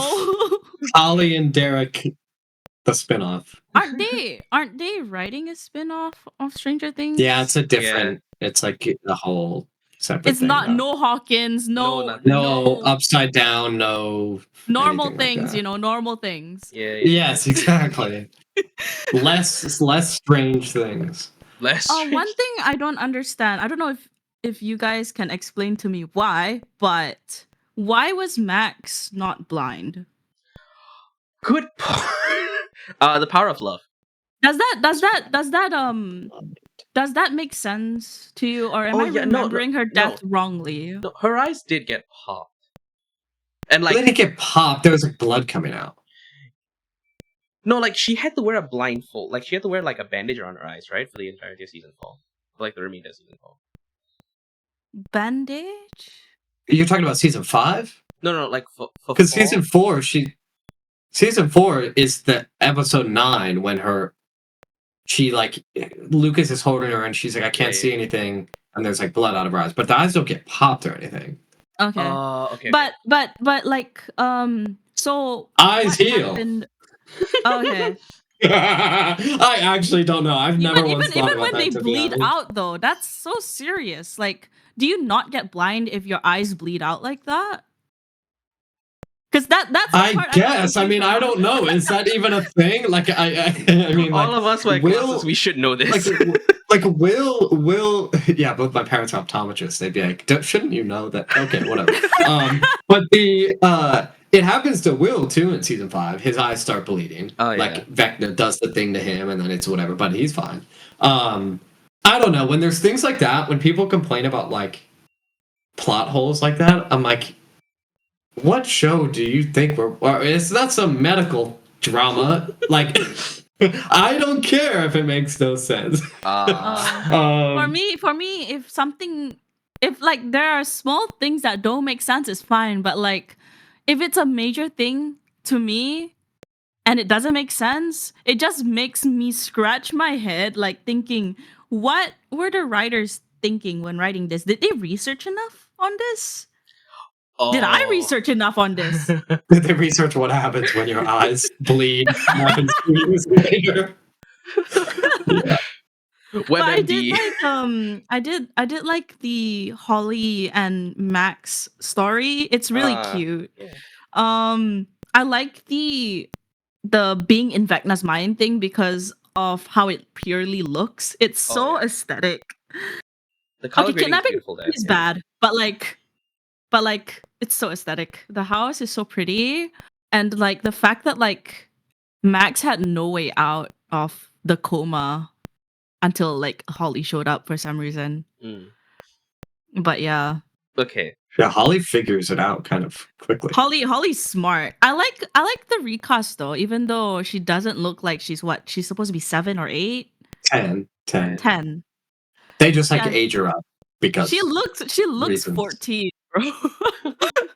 Yeah, it's funny. I think she got cast when she was 11 for season 5, and then filmed when she was 12. But like, she also talks like a 15, 16-year-old. You know what I mean? Yeah. Like that's the other thing. Like if I was 10, I'm not talking about some secret location and like finding some cave and whatever else. Like, I don't think that's possible. Yeah. Even if you're like the smartest kid ever. And then also like literally in season 4, which is supposed to take place like a year and a half before, she's like playing with the little light bright on her thing and like drawing with crayons and stuff. I'm like, what happened to you? Like, I get it. I get like the function of it from a storytelling perspective. But it is a little odd. Yeah. Think about it for more than 2 I seconds. want to talk about Steve and Dustin's like scene in that like one the upside down where they're just like fighting, like physically fighting. Yeah. And when Dustin mentions like, I can't have the same thing happen to you, and like what happened to Eddie happened to you. I can't have that. And that's when I just like lay off Eddie's character a bit, because like, okay fine, Dustin has this, it's fine, he doesn't want to lose Steve. Okay, this makes me more okay.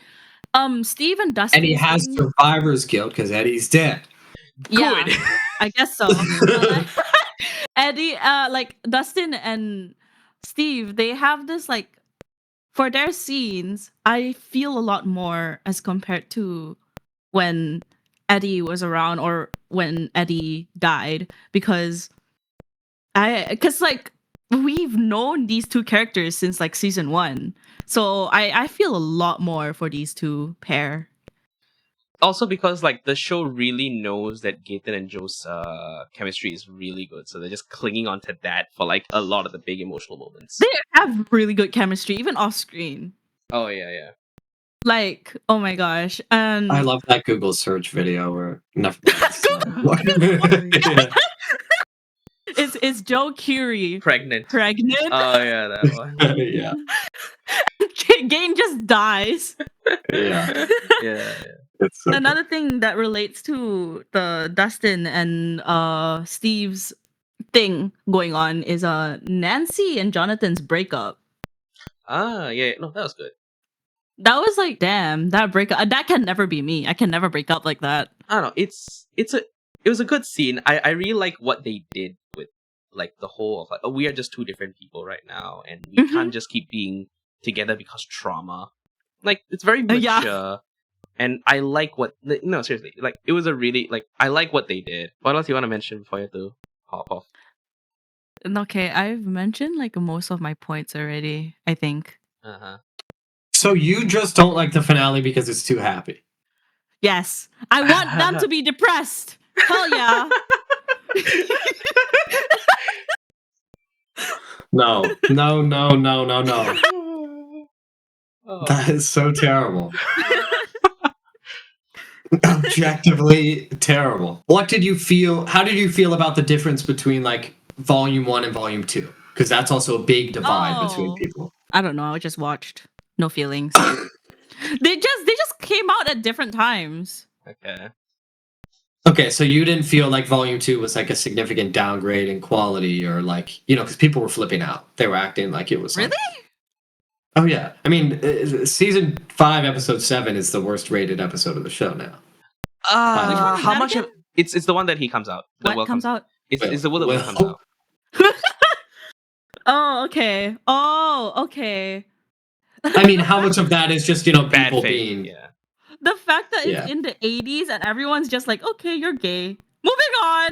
Yeah, like honest, like I kind of made a comment of like, why isn't no one like vitriolic against this? Why especially Murray? I expected him to be like, you know, just throw a slur out or like, you know, just being like, haha, you're gay or something. Like he's super I chill feel about like it. I feel like I mean, that would have ruined that would have the ruined the scene. show, because the thing is like, because, Even if it makes sense, yeah. because like, Mhm. I mean, he probably shouldn't have been in the scene in the first place. Oh, Murray. yeah. I mean, what is he Oh, doing? Yeah. Yeah.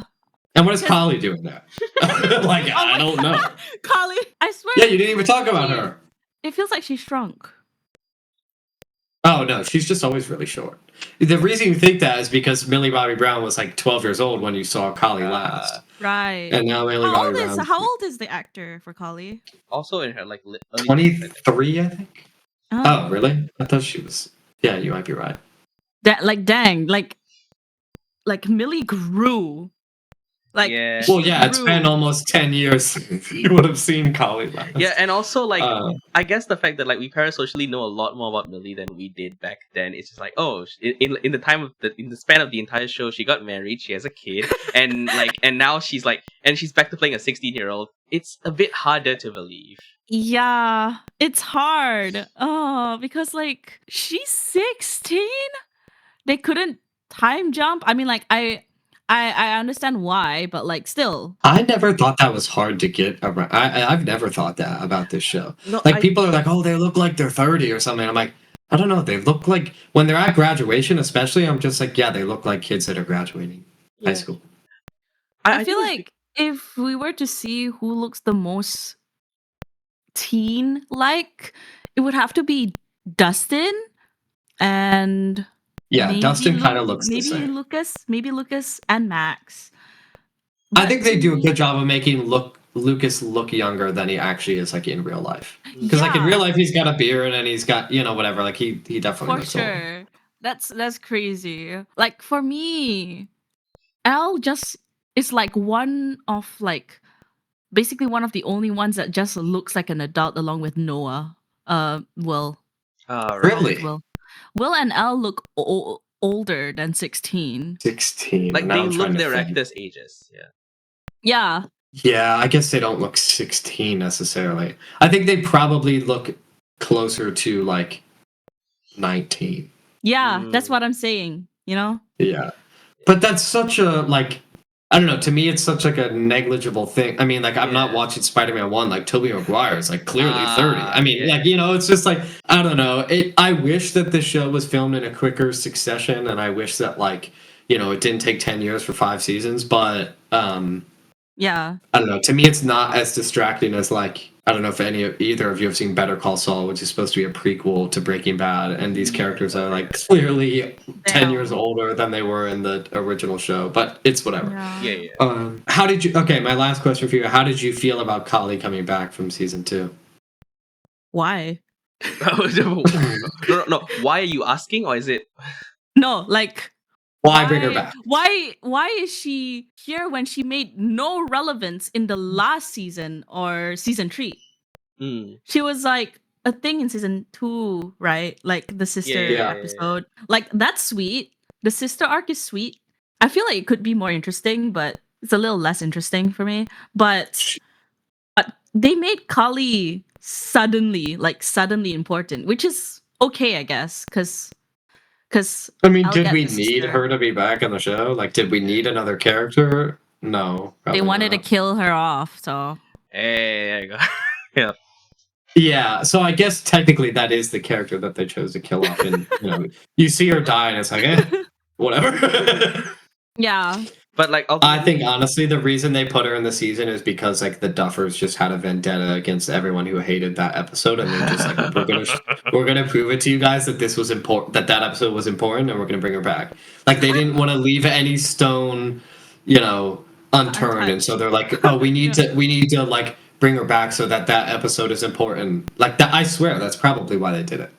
right? Yeah. Yeah, could be. Also, I just find like a personal amusement about like the actor who plays Kali has a very clear British accent, and she has to perform it alongside another British actor who's trying to do an American accent. Well, Millie Bobby Brown's like barely even British anymore. Oh, she isn't. Millie has been like so talented with the American accent since she was young, Yeah. to be honest. And she doesn't. Yeah, I mean, the way she talks, like even just real life, she like slips back in between. Yeah. Like, both accents. But also, like the people who complain about like, oh, the actors look older than they are. I bet you these are the guys who have like these are the people who have never grown up with like the CW era teen dramas. Pretty CW. Liars, Riverdale. Oh yeah, they're like 30. Yeah. Like, and they're supposed to be in high school. Yeah, I don't know. To me, this is a lot more believable than like, I don't I know, guess James so. Franco being in a high school, like Yeah. in Spider-Man, or Right. Kirsten Dunst or someone like that. Yeah, it's just that's the only example I can think of. I'm sure there's plenty. Even like Ferris Bueller and Ferris Bueller's Day Oh, Off, right, like all yeah. three of them do not look like high schoolers. Yeah. So like, this isn't new to me, but I also understand where Jazz and like a lot of other people are coming from, that like, oh, they look way too old. Yeah, it's just a product of the fact that seasons take 4 years to come out. No, I feel like they could have just like at least de-aged them a little better, No. No. Don't Dude, mess with that. Netflix is already banking into AI. You want to do even I guess more? so. I guess so. I have to go. They're Thank you, on Jess. call right now. Okay, thanks, Jess. Thanks for All having right, me. thanks. Good to meet Good to meet you. Bye-bye. you. Bye. Okay, and then Now it's time to go crazy. Okay, let's go. The woman is out. Let's do this properly. Volume 1, what were your thoughts overall? Yeah, so I was late to volume 1. As I said, I was finishing I was finishing season 4. So I didn't know how anybody felt about it. I didn't know anything. And I honestly prefer going into things that way. And my immediate thing with episode 1 was that I absolutely loved, actually. Right. 2 things. Because this is a bit of a controversial thing. One, I love that there's a time jump. I really am glad that they didn't pick up exactly where season 4 ended. I just think it would have lost too much of what the show was. I like that it's like a little bit upbeat. You have Robin on the DJ and they're playing that Upside Down song. And one of my favorite things about the way they started the season, because it's one of my biggest complaints with the show, is, and you had mentioned before how the show always has the same formula. You do this, you do this beat, this character dies. And at the end of every season, finally, all the people that were separated throughout the season are together and they work together finally. That's the thing I loved about starting season 5 with them already all for the last year in that time jump working together. This is the first time where that's the case. Where from the get-go, we're not separated, we're not whatever. Like, everybody wants to take down Vecna, they're doing their crawls, they're doing that sort of thing. Again, it really helped that I had just seen season 4, because I view season 5 as a part 2 to season 4 more than I view it in the same way that I view season 2 as a part 2 to season 1. Right. Not a like standalone, because I think each season before season 5 has a pretty distinct theme that it has. The first season's like this mystery, this kid goes missing, lab experiments, all that sort of stuff. Season 2 is like this possession story. The aftermath. Season 3 is like body horror stuff. Season 4 kind of goes back to that mystery thing, but it's much more of like honestly more like a serial killer kind of thing. Season 5 doesn't really have its own thing. Like, I think that's one of the issues with it. The thing I like about season 5 is that it's definitely more condensed than season 4, but almost too much. Like, it feels like we're missing certain things. But generally, I'll say, because I'm getting ahead of myself, like, volume 1, like, I think it's the first time, because I had just rewatched the whole show, that I was like, this is the strongest start to a season since season 1. I think that's how I felt about it. Because you have, like, this Home Alone style trap episode, and Home Alone's one of my favorite movies of all time. Will, very quickly in this season, becomes my favorite character in the whole show. It's not even close, actually. I think that the fact that he was so sidelined for 6, 7, 8, 9 years, whatever. He's not doing anything in season 4. He's not doing anything in season 3. Season 2, he can't catch a break because he's possessed. And again, my favorite thing in season 3 was him feeling like he had lost his childhood and feeling disconnected from everybody. And very clearly, they set it up more in season 4 that he obviously likes Mike, and Mike doesn't feel the same way. I think pairing him and Robin is one of the smartest things they could have done. I think her, because I didn't really care for Robin in season 4. I think she's a much worse character in season 4 than season 3. She's just like, oh, I say random things and I talk too much and Nancy is annoyed by me and whatever. It's just like, and she has a little bit of that in this season where she's like coming up with these plans and how many exposition dumps do we need to do to get the audience to understand something. Like, I genuinely find those like meme videos so funny when they're like, this is the upside down and this, whatever. But I think that season 5 really illustrates the after effects properly of season 4. I think it makes perfect sense that Dustin feels disconnected from everybody, and the reason why there's strain on him and Steve. Like, I understand that people don't like that necessarily because they like to see Steve and Dustin be buddies and whatever. But I think that makes for like a really solid arc. I watched all 4 episodes of Volume 1 in one sitting. Wow. So, like, I don't remember exactly what happens in each, but I do remember thinking that episode 4, Sorcerer, the scene with him, like Robin talking to him about, the way she accepted herself and that sort of thing, and reminding her of, like, the freedom she had as a kid, the carefree nature of just being a kid. That scene is one of my favorites of the show.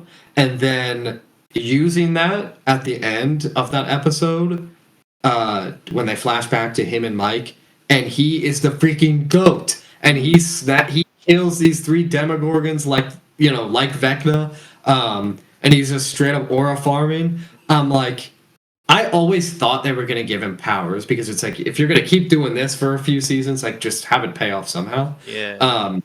But the fact that they did it with this oneer, and Mike, again, my biggest complaint in those other seasons is that Mike is just sidelined. But here, he's the one sort of passing on to the next generation. He's the leader that's saying, guys, like, eyes on me, follow me.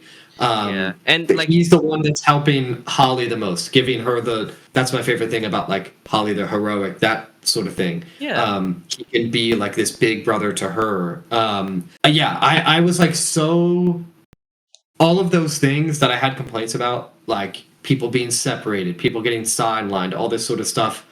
There's so many good, like, heart-to-heart moments with, like, I keep calling them their actor names. Will and Joyce finally have something.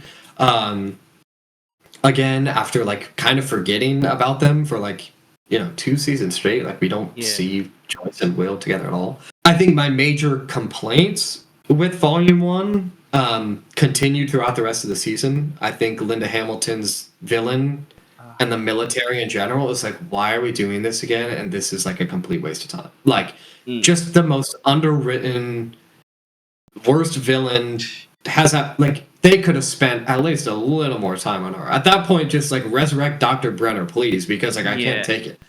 Or give some kind of context as to who she is or why she wants to continue Brenner's work, or I don't know, something like that. I feel like there's infinite possibilities that are more interesting than what they did. I also think so that continued throughout the whole season. I also think Eleven and Hopper. This is probably their worst season. Yep. I think that it's so repetitive from season 2, um, of wanting to protect her and all this sort of stuff. It's like we're doing this again, and it's like in volume 1, I think they flash back to Sarah dying like 15 times, and it was like, oh my gosh, we understand that he feels guilty about it or whatever. So that felt pretty repetitive to me, but like outside of those things, when I finished volume 1, I was like, I think it reminded me of why, regardless of any of my complaints, Stranger Things is like a top 5 show for me. Right. Okay. Okay. Volume 1, I will agree. It is like, I do like a lot of aspects with it. Like, I do like the, like, Joyce and Will stuff is really well done. A lot of people, I don't know what the consensus on was, like, about the Dustin stuff. I liked it. I liked the more, like, I liked that they were going with like an Anakin route for him. Yeah. As someone who hasn't watched the prequels, yeah. Yeah. Um, I get it. yeah, like they went with like a more like, okay, I lost my best friend, even though Steve is right there, but understandable. I lost my best friend, therefore I'm going to go complete like moody, broody Sasuke type. Mm-hmm. It's a very similar way to like how Max was after Billy died. Like the entire bit of like, Mm-hmm. okay, mate, like I'm completely depressed, I'm completely like emotional rock And bottom. cutting yourself off from others, and Yeah, like the bit of like, oh, people change, I've changed, and like she thinks that this is who she is now, and not like something's happening to her. yeah. Yeah, whereas like Dustin has completely like 180 from this funny, goofy kid to like again, like Anakin. It's a bit heartbreaking, but I like that. I like feeling something when it comes to these characters. And also, again, Dustin and Steve were like stagnating a bit in season 4 already. So having this kind of shake-up is interesting. Yeah. But one thing I don't like about Steve is the constant ego checking that he has with Jonathan. I do not get it. Why are we back here again? Yeah, I mean, I think so many people expected this season to be like, oh, who's Endgame? Is it Nancy or Steve, or Nancy and Jonathan? And like, I personally never thought that. Like, I kind of knew going into this that none of those were going to be Endgame. Yeah. And so yeah, it definitely feels like pretty childish, and like now that like Jonathan's back from California or whatever, we're just like gonna, I don't know, like I was I remember being concerned in volume 1 when they had Jonathan get the ring, because I'm like, Right. how are we gonna do this? Like, he's gonna propose or what? Like, how does this be? And I think the resolution ended up working out really well for that. And yeah, I think Steve is probably the most like his original season 1 self in this season, only in terms of like the ego, kind of thing. I also think, this is volume 2 when him and Dustin are saying, when he's talking to Dustin, he's like, Yeah. "Oh, Eddie got himself killed," and all that sort of Yeah. stuff. You know, he's saying like, honestly, I don't think he's entirely wrong, but you know, Yeah. that doesn't mean that he needs to tell Dustin all this. Like, that's just not a Right, good thing right, to do. In the same way that, like, in season 1, he's telling Jonathan, like, "Oh, your whole family's cursed. Like, no wonder your brother went missing." You know, that sort of thing. But yeah, I cut you off. Volume 1. What else did you? What else did you think? And honestly, like I think Volume 1 is like, it's not as bad in its writing as Volume 2. Yes, the writing. I'm of the opinion that Volume 2 did take a bit of a massive downgrade in terms of its writing, but like I don't think it's the fault of the writers. But like we'll get to Volume 2. Volume 1 is also the. It also feels like there's actual stakes again. That's what I've been missing in season 4, because like in the middle, like the crawl goes all wrong. Hopper's stranded. 11 goes to join him eventually. They lose all contact with him. So there, like again, like the tense element is there again, and I miss that when it came to like earlier season, like with came to like 3 and 4. I think one thing that I would change in Volume 1, and I guess just about the season as a whole, and this kind of goes against my plot armor thing, is I think a much better kickstart to the season, especially for an arc for Mike, Nancy, Holly, is kill both the parents right there. Right. Yeah. I think they should have. Like, at the very least, kill Ted. I mean, he doesn't appear again until the graduation. Like, he doesn't do anything. And, like, we don't really care about Ted, but to see... Real I think if he was just completely disposable of just, Demogorgon, just kill him right then and there. And then I think especially if Karen also died, it would force Mike and Nancy into this like parental role even more for Holly. They already have a little bit of that, but then they could sort of, I don't want to say they'd have similar beats, but like it would feel more similar to when Joyce lost Will. And there's like this desperate need to find Will. You kind of forget that like their whole, like one of their main purposes and motivations is to find Holly, like for these two siblings. Like they kind of lose that a little bit because Holly is like in a ton of this season. Like she arguably gets more screen time than most of them. And I do think that I wish that overall this season, as much as I love certain aspects of it, I wish it would have still brought it back to the core people a little bit more. That's what I thought they were going to do, the way that like the posters were teasing like them being on the bikes again and that sort of thing.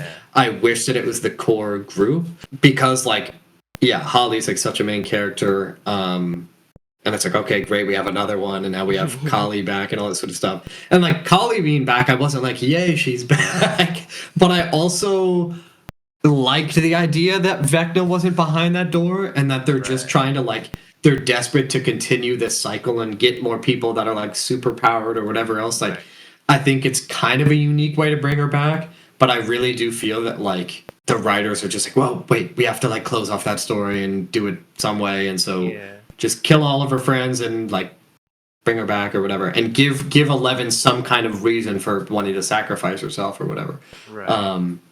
But I want you to say all of your points first about volume 2, because I personally am of the opinion if they drop this whole season at once, there would be no distinction that people would make between like the writing and all this sort of stuff. And I think it was a big mistake to drop volume 2 and leave the finale a week later, because I think people would have felt better about it if episode 7 wasn't such like kind of a nothing burger of an episode, if they could instantly have the resolve of the finale.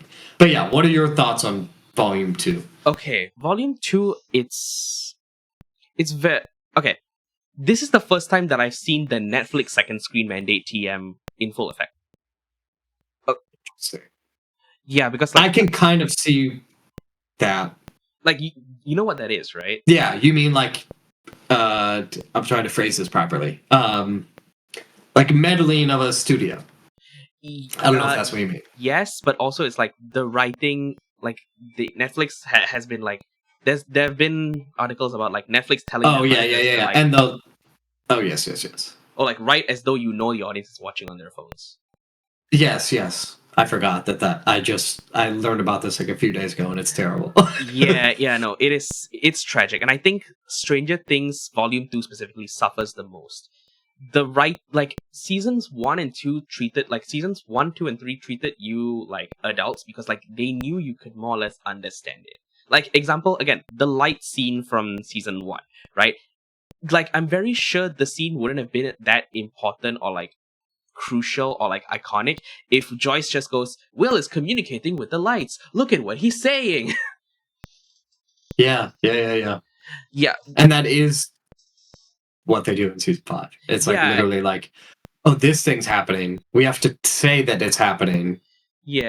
And also volume 2, Nancy's not Nancy, Robin specifically has like, we had like my girlfriend and I, we figured out a way to predict exactly how like there's a very specific way that they go about the expo dumps, which is just like they'll randomly talk about something. Wait, what did you say? Oh, that incoherent rambling, and then just coherent rambling for 20 minutes. Yeah. Yeah, and also the bit of like random things being pulled up. This is concept 1. This is concept 2. Like Yeah. it gets over explained and over exposited to us so many times, and like at the end of that's the point where I just started like 1.5 speed the thing. Oh, I see. Well, I think that I think sometimes the exposition stuff works. I think especially Dustin can pull it off better than others because it is a little reminiscent of like Mr. Clark when they were younger, explaining the Yeah. flea and the acrobat and that sort of thing. And it's like boop, boop, boop, boop, boop, boop, boop.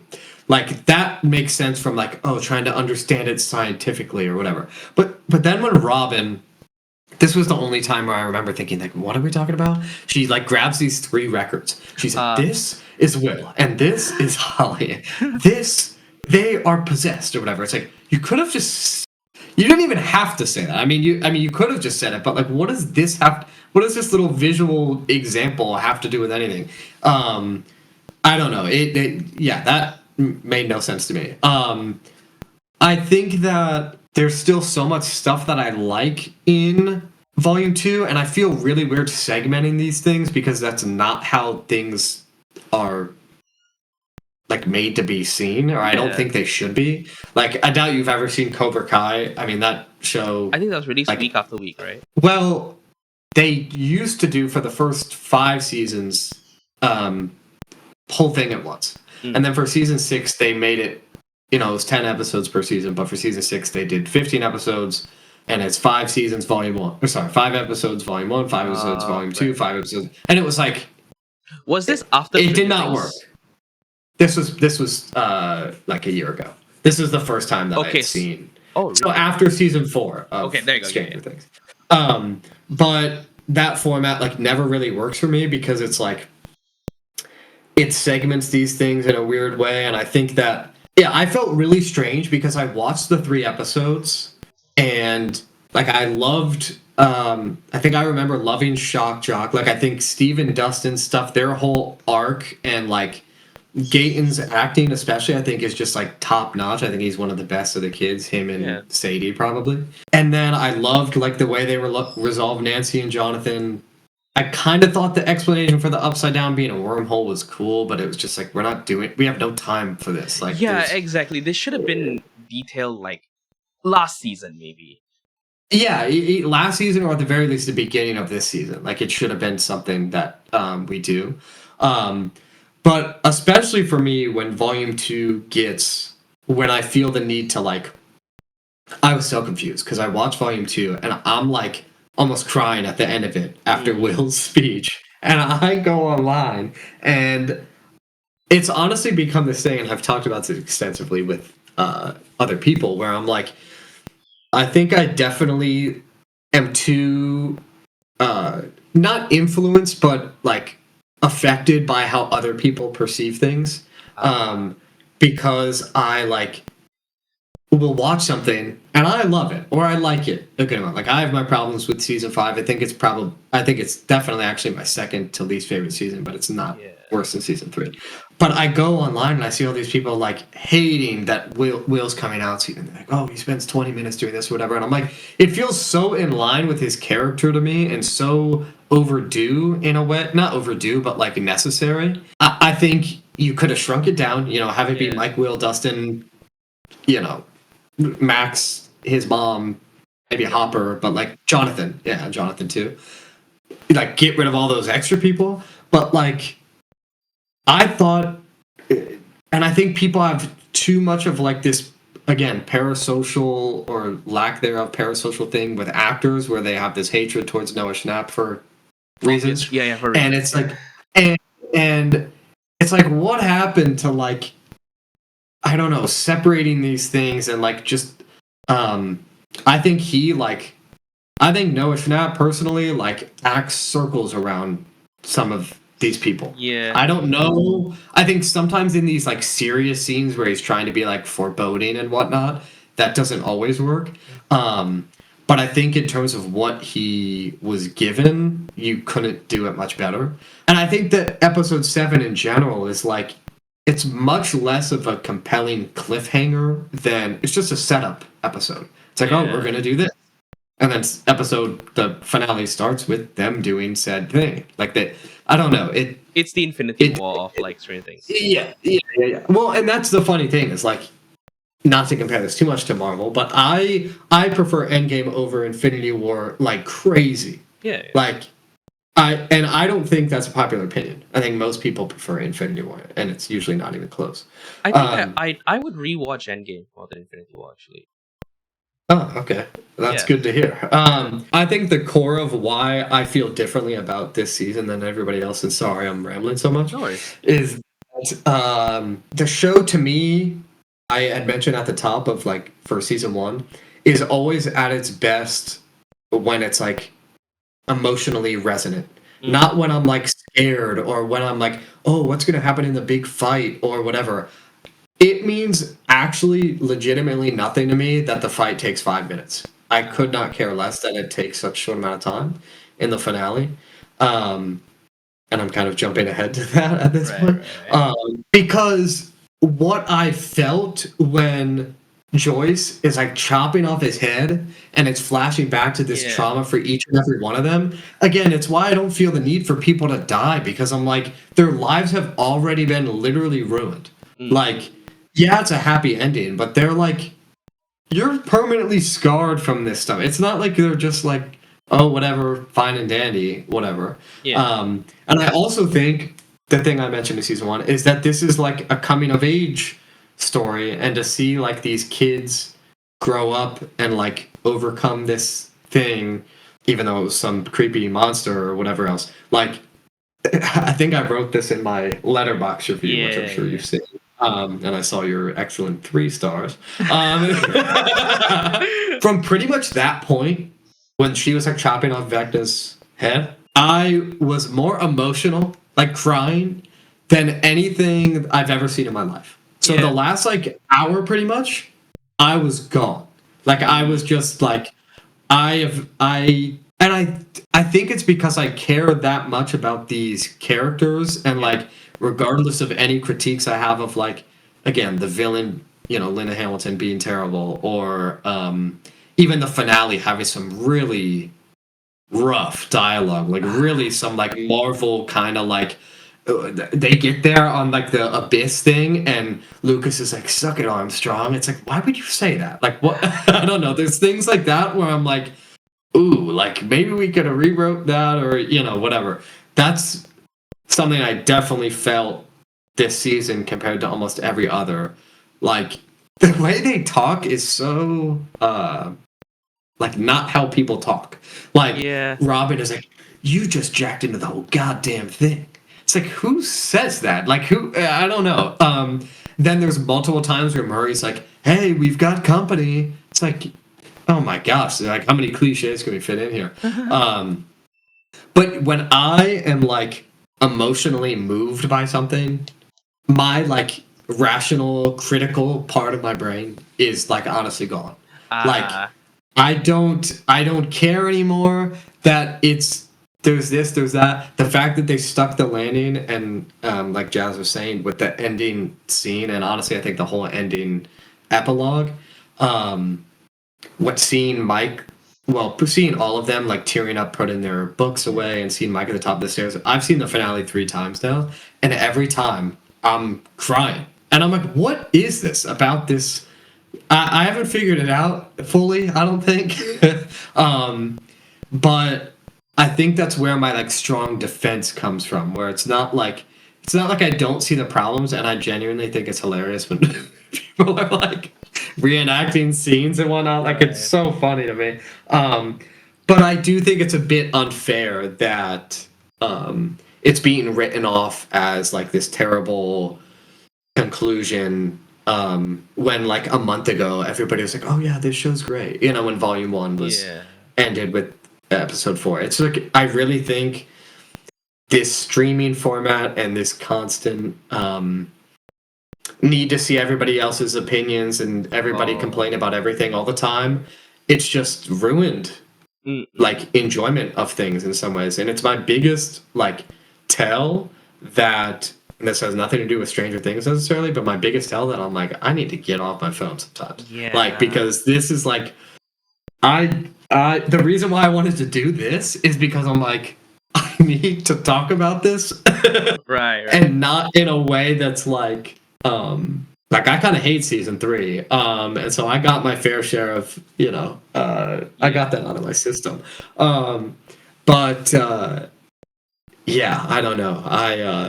I've literally been trying to tell everybody, I'm like, oh no, I'm here to defend this thing or whatever. But I'm curious to hear your thoughts, because obviously you know where I stand on this. Yeah. So like, what are your main? I'm sure your issues are not that dissimilar from me from the finale. I think the finale to me, it feels. I think like the epilogue is a separate thing on its own. Let's talk about like the entire Abyss thing. It looks off. It looks like, I don't know what happened with the visuals or the color grading or whatever. It like the green screen work is very obvious. Usually, it's funny. Like when I saw it in the theater, I didn't think that. Oh. Then I watched it on my phone, and I was like, "This looks horrible." Interesting. And so that was weird for me. Yeah, because like when I saw it in theaters, maybe I was too like wrapped up in the idea of it. I think that's probably most likely, because you would think with the bigger screen I would notice. Yeah, it looks kind of terrible, and like the Mind Flayer looks cool. Like that design is cool, right? And the actual monster, whatever. But yeah, the whole like, I don't know. I think the whole Abyss in general is not that interesting of a location. Like, why are we not just in the? I wish it was just like the Upside Down in general probably looked worse this season than it ever has. Yeah. Like, I thought it looked better in like freaking season 1. Yeah, like which seems crazy. Like, yeah, it's going back to the Marvel comparisons where like it feels like the VFX studios are getting crunched a bit with this. Yeah, and I'm like, this season took a long time, so I'm like, I don't know, but I also don't know how good you can make it look with some like weird desert area and just throw a yellow filter on it. Yeah. Oh no, but like there are other things. Like example, the Upside Down, like the green screen work is obvious where like the characters, they aren't lit by the location. The studio lighting is very obvious. It's just filtered studio lighting. And also like they tried to redo the running up that hill bit, like the shot with Max in season 5. Oh yeah. But I saw the comparison. Yeah. Yeah, I saw the comparison and I'm like, yeah, this looks pretty bad. Like, and I didn't think that when I was first watching it, because I'm not one to get like super nitpicky about that sort of stuff, because honestly I have sympathy for the people that have to do it. Because I'm like, even especially like No Way Home.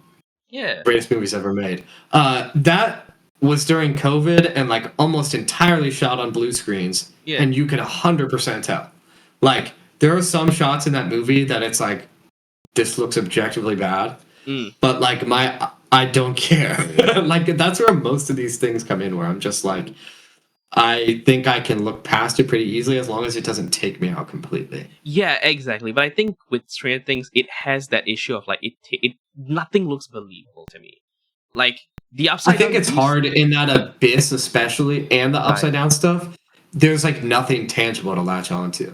Yeah, like it used to be like just this dark, like it almost had that like snowy effect, and it was also another complaint I have with season 5 that I've seen people say a bunch that I didn't even think of until after I saw certain episodes of season 5. Is like the Upside Down is not threatening, at all, like as a place. In season 4, they're in all the previous seasons, they're getting lost and getting choked by vines and all this sort of stuff, and then here they just go visit the Upside Down like it's just fun. Yeah. And I guess you could write that off as just being like, oh, the military cleared stuff out because they work there, but they didn't say that. It's just like yeah. Also, it's just like I think season 4 and 5, like they have an issue of like they tell a lot but they don't show a lot. Example, Will just goes, Vecna showed me what would happen if I told you this. Cool, we would have liked to see it. Like, or Will randomly screams in season 4, "You're the heart, Mike." Like, we're like, okay, that's nothing. Like, it's not justified, is it? Yeah, I remember thinking that was weird. I was just like, he's like, I need to be honest about what I saw. I'm like, we don't even know what you saw. I have no idea what you're talking about. And then he's just like, Vecna showed me this thing. I don't really know how you could show that, like in A cold open. I A feel like cold it could open come of, like, across really corny. Of like the characters being like, "We don't love you, you're gay." You know, like I just can't imagine a scene where that works. I don't know. That seems like a tricky thing to write. I also think it's a little odd that like his main motivation for coming out is that like that he. Mm-mm. I think it could have come more so from like what we already built upon with Robin and having like this fearlessness to be yourself, and that's what I Yeah. don't think we need to be told like Vecna's going to use my gayness against me. It's like, what? What does that even mean? Like, what is he going to say? Like, is Vecna going to be like, William, hey guys, you are Will is gay." gay? It's like, what? What does that even mean? So there's things like that that just are not that well thought out. But Yeah, it's and also it's just like an issue again. Like I feel bad for the writers because like I can tell it's not their fault. It's 100% studio intervention. yeah, like you can tell they were just like, you. This needs to be clearer. This needs to be, Dumbed whatever. down, I'd be yeah, shocked really if they. dumbed down. Yes. One thing that I'll say about the finale that I definitely this was like really obvious to me on the first watch through of it. Mm. Almost that whole first half, I was like, I did not care. Like Yeah. I'm not even like and again I'm like the reason why I'm like glazing it is because of the epilogue and like everything that comes after. But all the stuff with again the military, with Kali, with Eleven, with I thought the thing was interesting with Hopper and Vecna. Like I honestly wouldn't have been like this is really dark, but like if he actually shot 11 in the tank and that's how 11 died.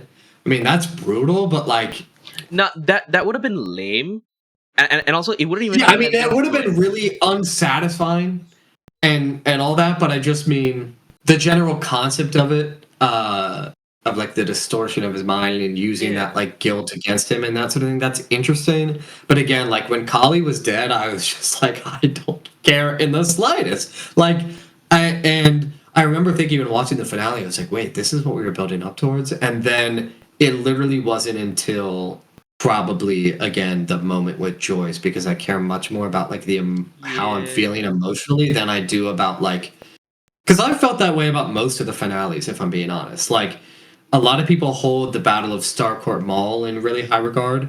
The only moment I really care about is Joyce and Hopper, Yeah. and even then he's not dead. The only moment I care about in season 4 is like Lucas and Max, even them fighting Vecna in season 4.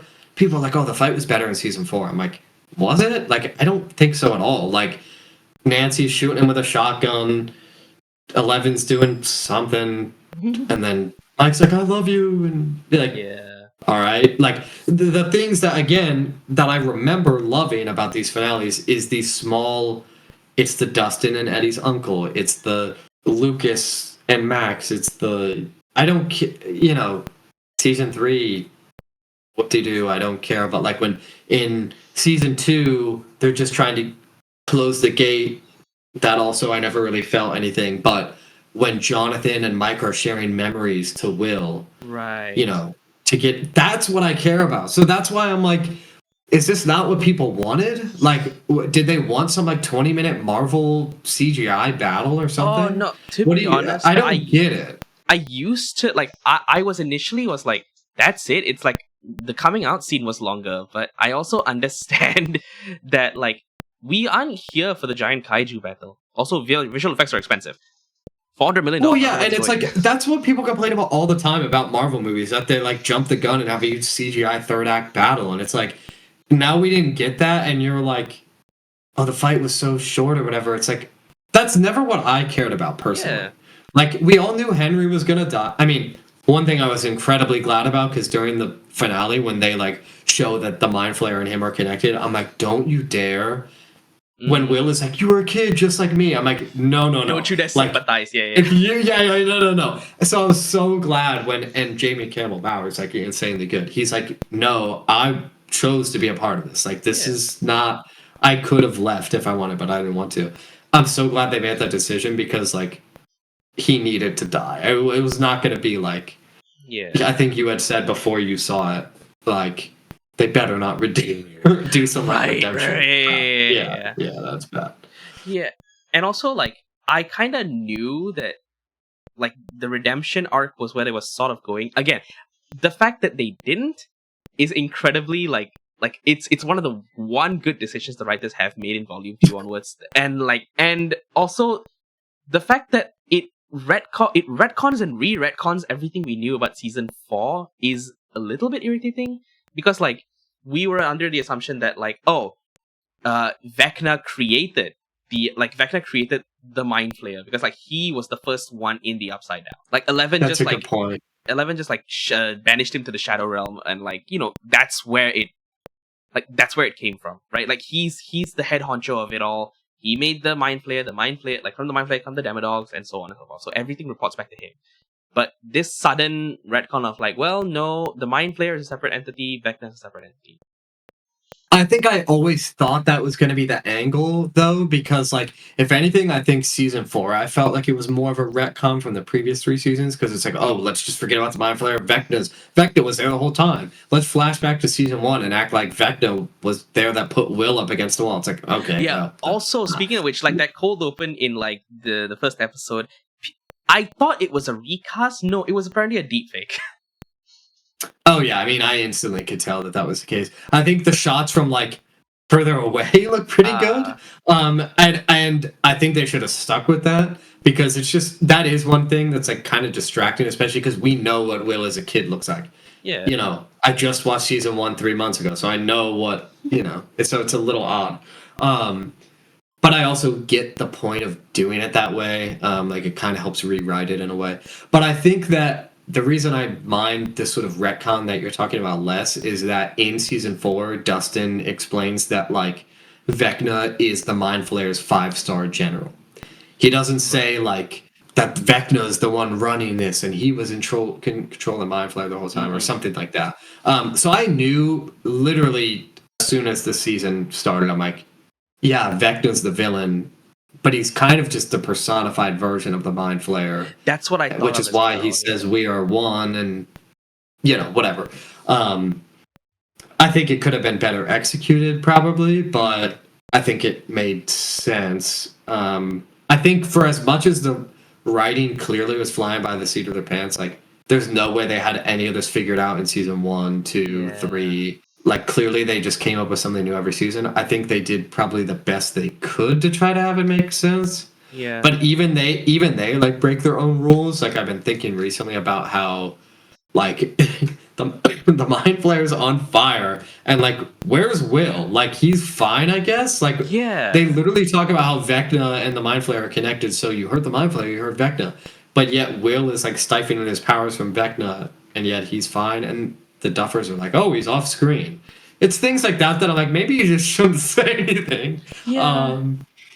But it's whatever. Again, those are such, like, small things to me, where it's like, if you can get me to, when I'm getting hype in the theater, seeing Will, you see the music cue and it's zooming out from Will's eyes, I'm like, I don't care. Yeah, like, it's cool badass. Yeah. I honestly don't think it competes with his episode 4 thing, though. Yeah. And okay, also speaking of, like, Will, people meme on the fact that, like, I've seen a lot of people meme on, like, the fact that, like, the head twisting, Max, run, that bit. Like, I thought it was so badass. I don't know.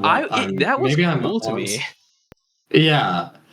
I don't understand. Like, I think people, I talked about this with Sean the other day. I think people that were already kind of done with Stranger Things had made up their mind on how they felt about this before they watched it. I don't think that's entirely the case for everybody, because I think it's undeniable that the writing in a lot of places is weaker. But I do think, like, the clowning on certain things is just kind of fun for people. And I don't know, I guess I feel like I go into things always wanting to like them. Yeah. And I'm going to try my best to like things. And there's going to be things that I don't enjoy, definitely. But I think most people are going in like, oh, let's see how they ruin this more. Yeah. I really think that they do that. For me, I'm always in the opinion of, like, just entertain me. Like, if I like things about it, I will say I like things about it. If I dislike things about it, it's like I'm open about that. Yeah. But What do you think is your biggest negative? You know, we touched on like the writing and maybe certain characters getting sidelined or that sort of thing. But your biggest negative for like season 5 as a whole, what do you think is, or even the finale? Like, if there's anything super specific. the show, I think this season has a massive exposition problem. Yeah, I think that is my Yeah, it one big problem with it. If the exposition was a bit clearer, if the world building was a little bit more consistent, I think people would not have been this vitriolic over like the season as a whole. yeah, yeah. Because like It did seem they just had no other. Like, they just thought, oh, there's no other way to get all this information out. yeah, Let's just so have a character ramble at 5 other characters and act like they just had some epiphany, yeah, like a yeah. beanstalk or something. It's just like, okay, it's a fun thing for Steve, I guess, but yeah. I don't know, but like again, it's just like how many of these scenes do you expect us to take? And again, like Yeah. it feels insulting for like if like it like as a viewer, I personally feel insulted because like earlier seasons they treated you like the adults that you were. Then this one is just like, nah, you can't pay attention for shit. Here's everything explained to you 4 times. Yeah.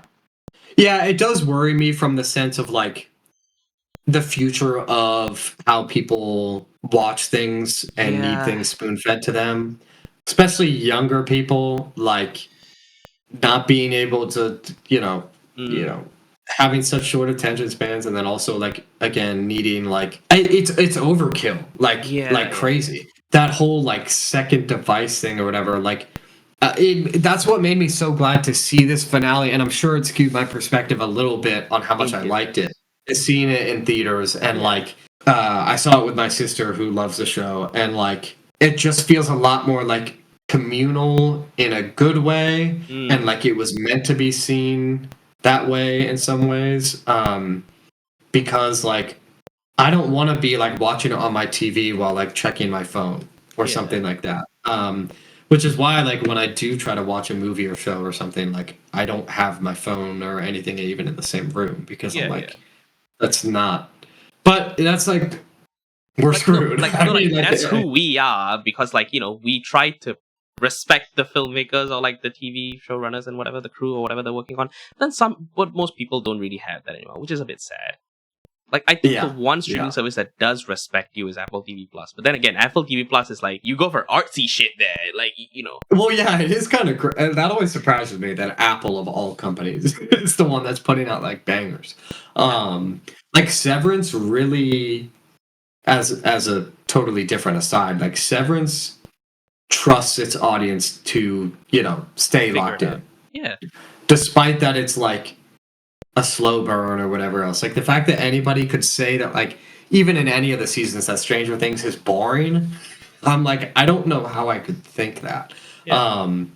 Because it's structured in a way that's like there's certain plot lines that I found a bit dull over the years. Like I want to skip through the Russia stuff, or plenty of stuff in season 3, the California stuff in season 4. Like I don't need to see Jonathan get high for the millionth time with Argyle. What a terrible whatever. That's the point. Okay, outside of let's say like the finale, because I'm pretty sure we both agree that like the epilogue is the best part about the finale. Yeah, and it's like probably not even close to the rest of it. How do you think that season 5 as a whole for you stacks up to the rest of the seasons? It feels like the safest end. Like I think season 5 feels like the safest possible ending that they could have taken, because like again, everyone has their happy ending. Like even 11 like could be like Mike really.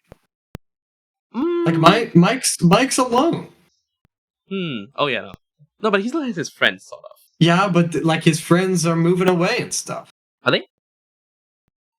Aren't they? I mean, they're all at like different schools and stuff. Yeah, there are different schools, and then like like what happens to the storyteller? He just writes. So I'm like, okay, cool. So they're going with that's sure. Like they're going with like the Riverdale's Jughead kind of like idea with him. I don't know who. I hate that. I don't even know. I don't know Riverdale. I don't want to talk about that. Don't worry about it. You're fine with it. Yeah. No, it's I just only thing I know about that show is like I'm weird. I'm a weirdo. Yeah. No, that's season 1, by the way, from 2017. Oh dang! I beg you, please. How long was it on? It was for 8 seasons. I think the last season was 2023. Oh my god, that's a lot. Yeah. Okay, but anyway, back to like, but I think Stranger Things is just like they get, yeah, most of their characters had a more or less happy ending. Even Mike, like as miserable as he was, he kind of had like the cope ending that felt like the writers kind of sneaking in like maybe she's not dead or something. Like the cast can have their opinions. Yeah. I mean, I like when I was walking out of the theater with my sister. She's like, "Oh yeah, like it's nice that Eleven's alive." I'm like, "Oh, that's not how I saw it. I thought she was like dead, and he's just like telling one last story, and it's like a nice idea, but like isn't true or whatever." And it doesn't really matter at the end of the day if it is or isn't. It's still like, oh, how do we kill somebody off without making people mad? And like, Yeah, so it's like it's definitely a bit of a cop out. I mean, I think my biggest struggle with the finale, I don't know if I understand fully why 11 even needs to die. good point. Yeah, Because like I know that like Dr. K, whatever, like wants to get her or whatever. Yeah. Also, but like, sorry to interrupt. Like, can we just like go on a tangent about like what the hell is Dr. K? no, like I know I've said it like a million times, but like yeah. I thought at some point there was going to be some kind of revelation or some scene that's like give us something to work with, because like she's like a prestigious actress, and like what is her character trait exactly? That she wants 11, and she has so many there was one line delivery that I almost like in the finale in the theater that I like physically cringed when she finds Max and Vicky. Oh, And hello there or something. She's like, "Hi there." It's like, oh gosh, it's so painful. Like it's just like so cartoonish, and so I think I would have felt so much more with 11 making a sacrifice if I felt threatened by the villain. Yeah. But the villain has given me no, like I like the idea of like this cycle repeating, and that to break this cycle, 11 is a consequence of Henry, of the Upside Down, of all that sort of stuff. Like, in some ways, Dr. Brenner's work will never be done because there's always going to be these people that want to weaponize it, all that sort of stuff. That makes perfect sense to me from like a thematic standpoint. And the idea of like, that it was kind of a creepy visual to have all these like pregnant women that are dying of all this sort of stuff. Like, I get all that, but it's like the fact that the face of this in Dr. K or whatever is so underwritten. It's like, it's honestly baffling to me. Like, it's as bad, but actually probably worse than the random Russian dude in season 3. Because at least the random Russian dude, like, we're not trying to sell him as anything more than what he is. Like, we're not saying that he's like threatening to he's just Hopper and like almost kills Hopper or whatever, but he's just some guy. Whereas like they're trying to make us think of Dr. K as like the new Dr. Brenner, and like she's she's ultimately the reason her and like her men or whatever, when we get back and we think everything's fine, and everything's obviously not fine, because then we kill 11. Or maybe not. Yeah, she's probably maybe one of the worst characters like in the whole show. I mean, is she even a character?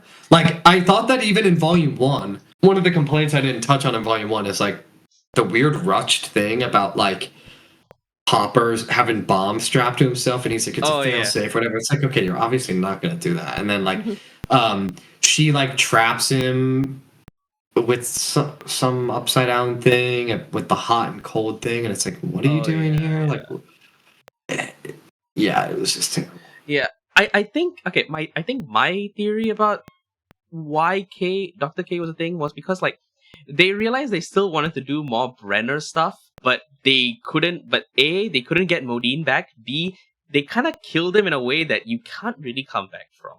They can't pull somehow Palpatine returned with Modine's character. So, no, they can't. I mean, they did it once already, so they can't do it again. Yeah, exactly. So I think like they just had no choice but like, screw it, cast another 80s icon. I think it would have been so much better if like I don't know, get some like show some, if you really need to, like show some more flashbacks that look like season 1 and have people that like were in the lab that want to continue what they're doing, they want to find 11 or something. Like there needs to be some attachment. I think that's my biggest problem. There needs to be some attachment between 11 and whoever is going after her.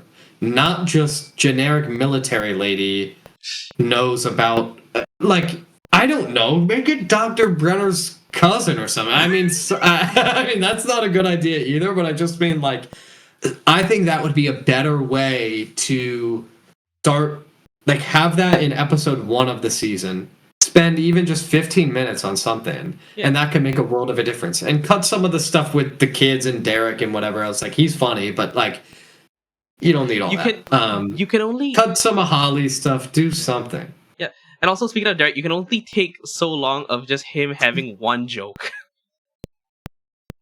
Yeah, I mean, I kind of loved it when he said it in the finale, but... no, that was warranted. But, like, every single time, just like, your mom! Okay, buddy. Yeah. But anyway, the epilogue? Oh, yes, the epilogue. As a whole. Oh, what was I even saying? I think was it about the epilogue or the whole season? Like, I was asking you about it, or... Yeah, what was it again? Yeah, like where do you think this if you had to rank the seasons? Okay. I think 1, 2, actually, 1 and like 1 close second is 2, 4, 5, 3. Okay, so we have the same thing. Okay. But there's a much bigger gap between season 3 and season 5 for me, I think. Okay. And a much smaller gap, I think, for me between season 2 and season 4 in terms of quality. Yeah, no, but like ultimately, I think that Stranger Things as a whole is just it's what happens. It's a very clear modern example of what happens when a show is like it one overstays its welcome, 2 studio intervention. Like we've seen this with Marvel movies and stuff, but like this is the first time we've seen it with like a TV show. It definitely has the same. I think I feel a little differently only because I think there are so many things I love about most of the season, like 4 out of 5 of the seasons, that like I can't imagine not having Vecna and Max running up that hill. I can't imagine Will not having powers eventually. I can't imagine not having, I don't know, Max and Billy. You know, like I think, but I do think that in general, I would hope that for a show like Severance, as an example, that there is something planned out, that it does 3 seasons or 4 seasons at the absolute most, and then you call it. Because it's like, it's hard when something's this big for studios to be incentivized. They have no reason to want to stop. Yeah. Because it's like a moneymaker. And so they're just like, in the same way that like, you know, I think that as big of a MCU guy as I am, I really wish that there were like distinctly different. There was a distinct difference between like, okay, we're ending this saga. You can start new here after Endgame. You can start brand new, but you can bring in some of the older stuff or whatever. I think that's what they're going to attempt to do with Secret Wars, but that's not what this is about. It's very similar to like what Vince Gilligan said about like Pluribus and the Breaking Bad series, right? Like Breaking Bad is for a certain, you know, it's for that era. Pluribus is something new you can watch on, like, you know, for the new generation. Yeah. And so many people will still ask him, like, oh, are we going to get any more like Breaking Bad, whatever? They did Breaking Bad, a movie, a prequel. It's like, that's it. You don't need more. I think people, I definitely think that Stranger Things definitely toes the line between being stretched out too long, kind of a lack of direction of where to write it and that sort of thing. But I think they did mostly the best that they could, like with certain arcs. Like I think that the fact that everybody does end in a place that I think makes, for the most part, perfect sense. Like I really liked it in the epilogue. Dustin does Eddie's thing. I like that. It's such an obvious like nostalgia thing, but like Jazz said, going back to the basement with the Dungeons and Yeah. Dragons, like obviously that's gonna work. Like it's I'm not immune to that. Also, I do find it funny that like this is another opinion I saw on Twitter. It's like, oh, when Will wanted to play D&D, Mike didn't want to, but now Will wants to go to a party, and Mike is like, let's play D&D instead. Okay. Yeah. Yeah, that is funny. um Again, they completely dropped the thing. It's like, Yeah. guys, when are we gonna play D&D? Right. Right. But yeah, no, I think I definitely feel by a long shot better than most people about this show in general, Yeah. and I'm glad that I do. Um, I honestly don't imagine it being something that I go back to very often. Right. But similar to like I've only seen Breaking Bad twice in my life, and I don't. It's just not the kind of show that I'm just like, oh, I need to put this on and like do all this again. Yeah. But especially because you do have to sift through quite a bit of True. storylines that are less than desirable just over the years. I think the like studio meddling, the streaming second screen thing, like all of those things are such like core issues with just things that get it like it's crazy to me how much Stranger Things feels like a Marvel problem. Yeah. Like it's so similar. Yeah, like in trying to be like Marvel, they ended up taking a lot of the Yeah. flaws of Marvel as well. Yeah. And I can sing those praises all day, but Stranger Things ain't a Thor Love and Thunder situation by any means. But it's I that's think a topic for another time. Yeah, I think for me, like before talking to you about this, I always thought that like, oh, the ending was bad, but it doesn't mean the whole show is bad. Like how like okay, the epilogue was good, but I just don't like how it left a lot of plot holes open of like, oh, what about The Rock? What about Susie? Are Robin and Vicky together? What have like so is the upside? It's so funny. That's another one of those things where like there's not a single part of me that cares if Robin and Vicky are together or if Susie is still around. Like I don't think it even makes sense for her to be around. Especially with him like shutting people off in terms of like with Eddie dying and that sort of thing. Yeah, I would like things to be explained, but I don't need more. I don't need more of that, honestly. Being told certain things or whatever. So I do think that season 5 it would have benefited from honestly being a little bit longer, which is funny because that was one of my complaints with season 4. I think there was just so much to be done, and it was so like trying to be so ambitious. But like when I initially walked out of the theater, I wrote this review for the finale or whatever, and I gave the finale a 5-star review, which I ended up taking down to a 9. But like that's how influenced I am by how I left feeling leaving the theater of like the legacy of the show and all these sort of things. So like I'm not thinking about all the lines that I thought were cringe or all of the terrible, whatever. It's just that's not how I think my brain operates. Because I could pick that apart all day, I think. Yeah, but yeah, like also like the military. The second the portal closed, okay, I guess our job's done. Bye bye. Well, yeah, that's the other thing. It's like, shouldn't Nancy like go to jail forever because she murdered like a billion people? Hopper as well. And shouldn't Hopper definitely too? Like they insinuate, I think one thing somebody brought this up that would have been a really good idea is bring like Dr. Owens back one last time in the finale and have there be some kind of. It doesn't even need to really make sense, but like in the same way that they did it in season 2, right? Where he comes in and helps alleviate charges and like has 11B Hopper's daughter and that sort of thing. Like have something like that of like, oh, like your records got cleared because you saved the like I don't know. It doesn't even need to be good. Yeah, no, like I'd rather take like the Sonic movie resolution to this. I've never seen that, but I don't know. Oh no, it's just like they were fugitives for all because they were harboring Sonic, and then at the end the government was like, nah, don't worry, your record's clear. Here's Olive Garden coupons. That's a real thing. Yeah. Well, I don't know if you've ever seen National Treasure, but it's the same thing. Yeah, they commit many crimes with that movie, and then they're like, you found the treasure, you're clear. It's like, like something like that. That would have been nice. Yeah. So it's like Yeah, I mean, I definitely have like issues with that. But what were you saying about like? So you obviously like more disappointed in me, obviously, than me Like, with the finale. I think no, because like there's a because the plot armor was a little bit more obvious here, because like Nancy was just shotgunning the thing. It's a giant legged creature. One of the legs could have just like hurt her, not even killed her, just like hurt her or something. But no, they're all fine and dandy. Oh yeah, they're kind of unscathed. Yeah, That's a good point. One of them could have like broken their leg or something, lost an yeah, arm. yeah, like actual consequences, like like okay, random examples like the Banshees of Inisherin. Like, yeah, the characters are fine, but like, Colm lost his fingers, so that's a consequence. Yeah, yeah. True. Right? Or Yeah. like, But okay, we bring up Owl House a lot. Like, the hunter lost his little bird thing, right? sure. So like, those are real consequences that happened as a result of you winning the battle. What are the consequences here?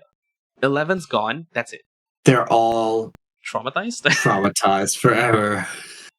I mean, that doesn't. I think Mike especially. Oh yeah. Like, yeah, he came up with a nice little story or whatever, but It's the cope. I love the scene with him and Hopper. Oh, right.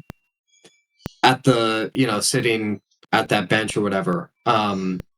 Because like to me that speaks volume to. I think I have a skewed perspective because I think that grief alone is sometimes a worse consequence than death. Oh, right. Yeah.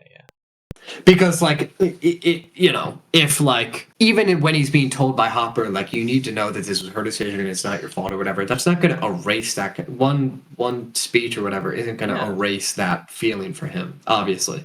And so I think I would feel worse about the finale, and the only way I would feel really similarly about the like plot armor thing is if 11 was at the D&D table at the end and they were all like whatever, and then you see like 11 and Mike get married or whatever. I'd be like, wait, really? Like there's not a single thing that went awry or something. I think that I kind of wish it wasn't a sacrifice. Like I wish it was it was some other. Yeah. Because then it would feel like, I don't know, I guess like a little more consequential. Right. Whereas like they had set up 11 sacrificing from episode 1 of volume. I feel like they set it up in the first episode of the season 5. Okay. Like I think they were talking about the 3 waterfalls and that sort of thing. Yeah. And I remember thinking at the time like, oh, this is how they're gonna like bait us and think that she's gonna die, but she won't actually die. And then like technically, I was right. Like I mean, she kind of did. I don't know. Anything else you have? I'm definitely rambling.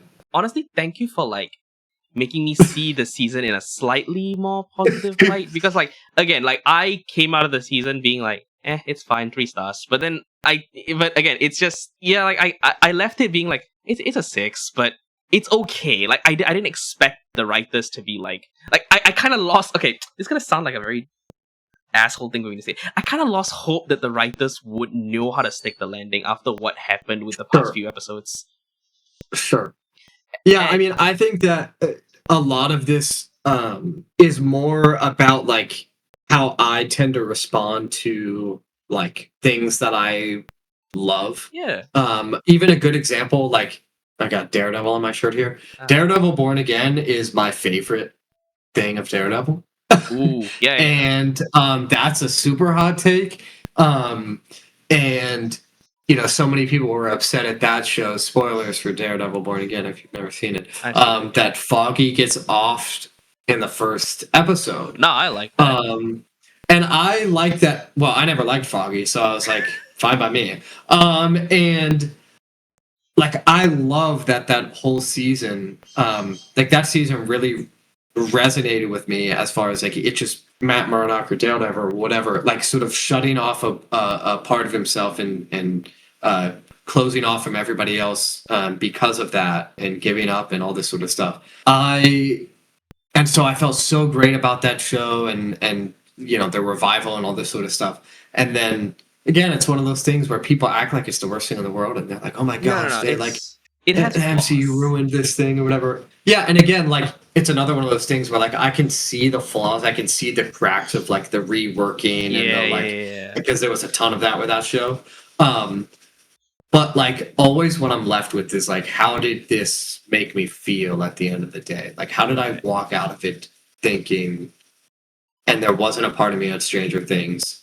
I was so influenced by that last hour that I'm like, I don't care. I don't care. I Right, love to right. watch things. I love like Oh I no, no, love, that's true. you know, I'm so blinded by it, I think. And so I honestly think I could never be like an actual critic because I'm like I could complain about everything all the Yeah, time, but I don't it's boring. I don't true. it's not boring, I shouldn't say that, but like it's more depressing.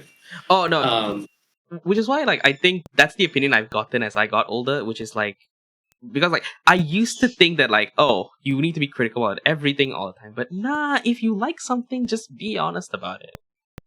yeah. Like example, like you can like something that is considered bad, or like you can dislike something that a lot of people consider good. Example, I will agree that the Five Nights at Freddy's movie series is trash, but do I like it? Yeah, because I'm a fan. So like, That's so funny. That's a great example because you and I have very different opinions. no, yeah, Um, it's but like there are things like that. It's just like you need to like. I think right now what we're missing is the fact that like we need like you can be critical about something while still liking it, and yeah. it goes vice versa. Like just because you like it doesn't mean that like it is devoid of criticism or like it's completely Yeah. Well, yeah, it's exactly why like I can acknowledge that walking out of the theater giving it 5 stars like is incredibly biased when the entire first hour I was just like, what are we doing? yeah. um, so it's like, and they do the fake out with Steve's death, and I was just like, eh. Ah. Like there was no part of me that thought he was dead, that sort of thing. Wait, how did your theater react to that bit, by the way? Oh, I mean, it was a pretty small. They showed it on like probably like it was on every screen that night in a theater of like this theater has like Yeah. 20 to 25 auditoriums, like it's a Right. massive theater. Um and so I just was in like a really small showing. There was probably only like 50 people in there, but everybody when he almost felt like audibly was like, no, like don't, and Ah. I'm like, come on, like so there are little moments like that too that it's hard to not take the influence of a theater experience into account. Where like when Will they um pan out from his eyes and that sort of thing, and you could hear people like getting excited. And my sister looked at me because she knew that like he's my new favorite character. Yeah. And I'm like, yeah, I don't know. Things like that can't be beat, I think, in a lot of ways. But All right. yeah, I mean, I can acknowledge how much bias I have towards most things, to be honest. Like, No, and um, I think acknowledging that bias is a lot of is a thing that like a lot of people don't really have anymore. You know what I mean? yeah, no, they don't. Yeah, it's either like this blind sort of, it's one way or the other. It's like you either Yeah. loved it or you loved everything about it, or you hated every Yeah, single when thing everything's in about like it. shades of gray. Yeah. But yeah, I mean, I think that concludes everything. Yeah, It's definitely, exactly. I knew that this would go longer than I thought because I Yeah. was like, I'm gonna talk too long. No, but honestly, thank you for your time. No, I appreciate you letting me do this because, like, Yeah. I was so excited about. I was like, I was going into this and I was telling because we had a. This is off the script, Yeah. because we're not on a script. But I was telling everyone in the band this weekend when they were there for the show. I was like, "Oh yeah, I'm doing this thing with DJ because I'm like, I need to go in and defend." And like, I don't even have like rebuttals necessarily Yeah. because I agree with so many things, but I just I like feel so passionately about this stuff, but I also don't like to just I Like don't want to just like post. I don't blaze want. his I show, want. yeah. Yeah, like, and I don't, and I know that I like I know that I have a tendency to do that. So it's like it's an interesting. I like talking it through because it's Yeah. like most people would not give me the time of day to do it. Yeah. So I literally will tell like my parents gave up on the show after season one. Ah, They're just like this is not for them. They didn't like the sci-fi. That right. my mom, I convinced her to watch Severance, but even that she was like, I don't like it. I'm like, all right, well that's Oh terrible. no, same thing with my Um, sister. She cannot sit through like she found it very slow. yeah. But yeah, like I was telling my mom how much I wait. Hold on, let me just show you this picture because it's really funny. Okay, sure. This What's up? this This is a picture of me. Hold on, wait, you can't even see it. Hold on. This is a picture of me crying. You can't see tears streaming down my face. This is the finale for the third time of me watching. I see. I sent a picture to my mom, and I'm like, I'm crying again over the finale, and she's like, "What is wrong with you? This is Stranger Things." Because she like Shut does up, it's not good understand. cinema. Yeah, come on, you don't know, because it's just a long running bit that like, because I cry every time I watch No Way Home. I've seen that like 45 I times. So see. it's like, Yeah. yeah. So But anyway, this is my new version of that. hell yeah. Okay, so I appreciate you taking the time. just to end off the recording, would you want to plug anything you have? Plug the band or something. Oh, check out my band. We're called OG's Not Again. We just put out a song. We got a bunch of albums. If you don't like one of them, maybe you'll like another one. That's all I got to say on that. There's Massive vouch like for 100 that. songs we've put out or something. Yeah, I mean, besides that, I don't need to plug anything else. I'm just here to talk. So, yeah, it was an honor. Thank you.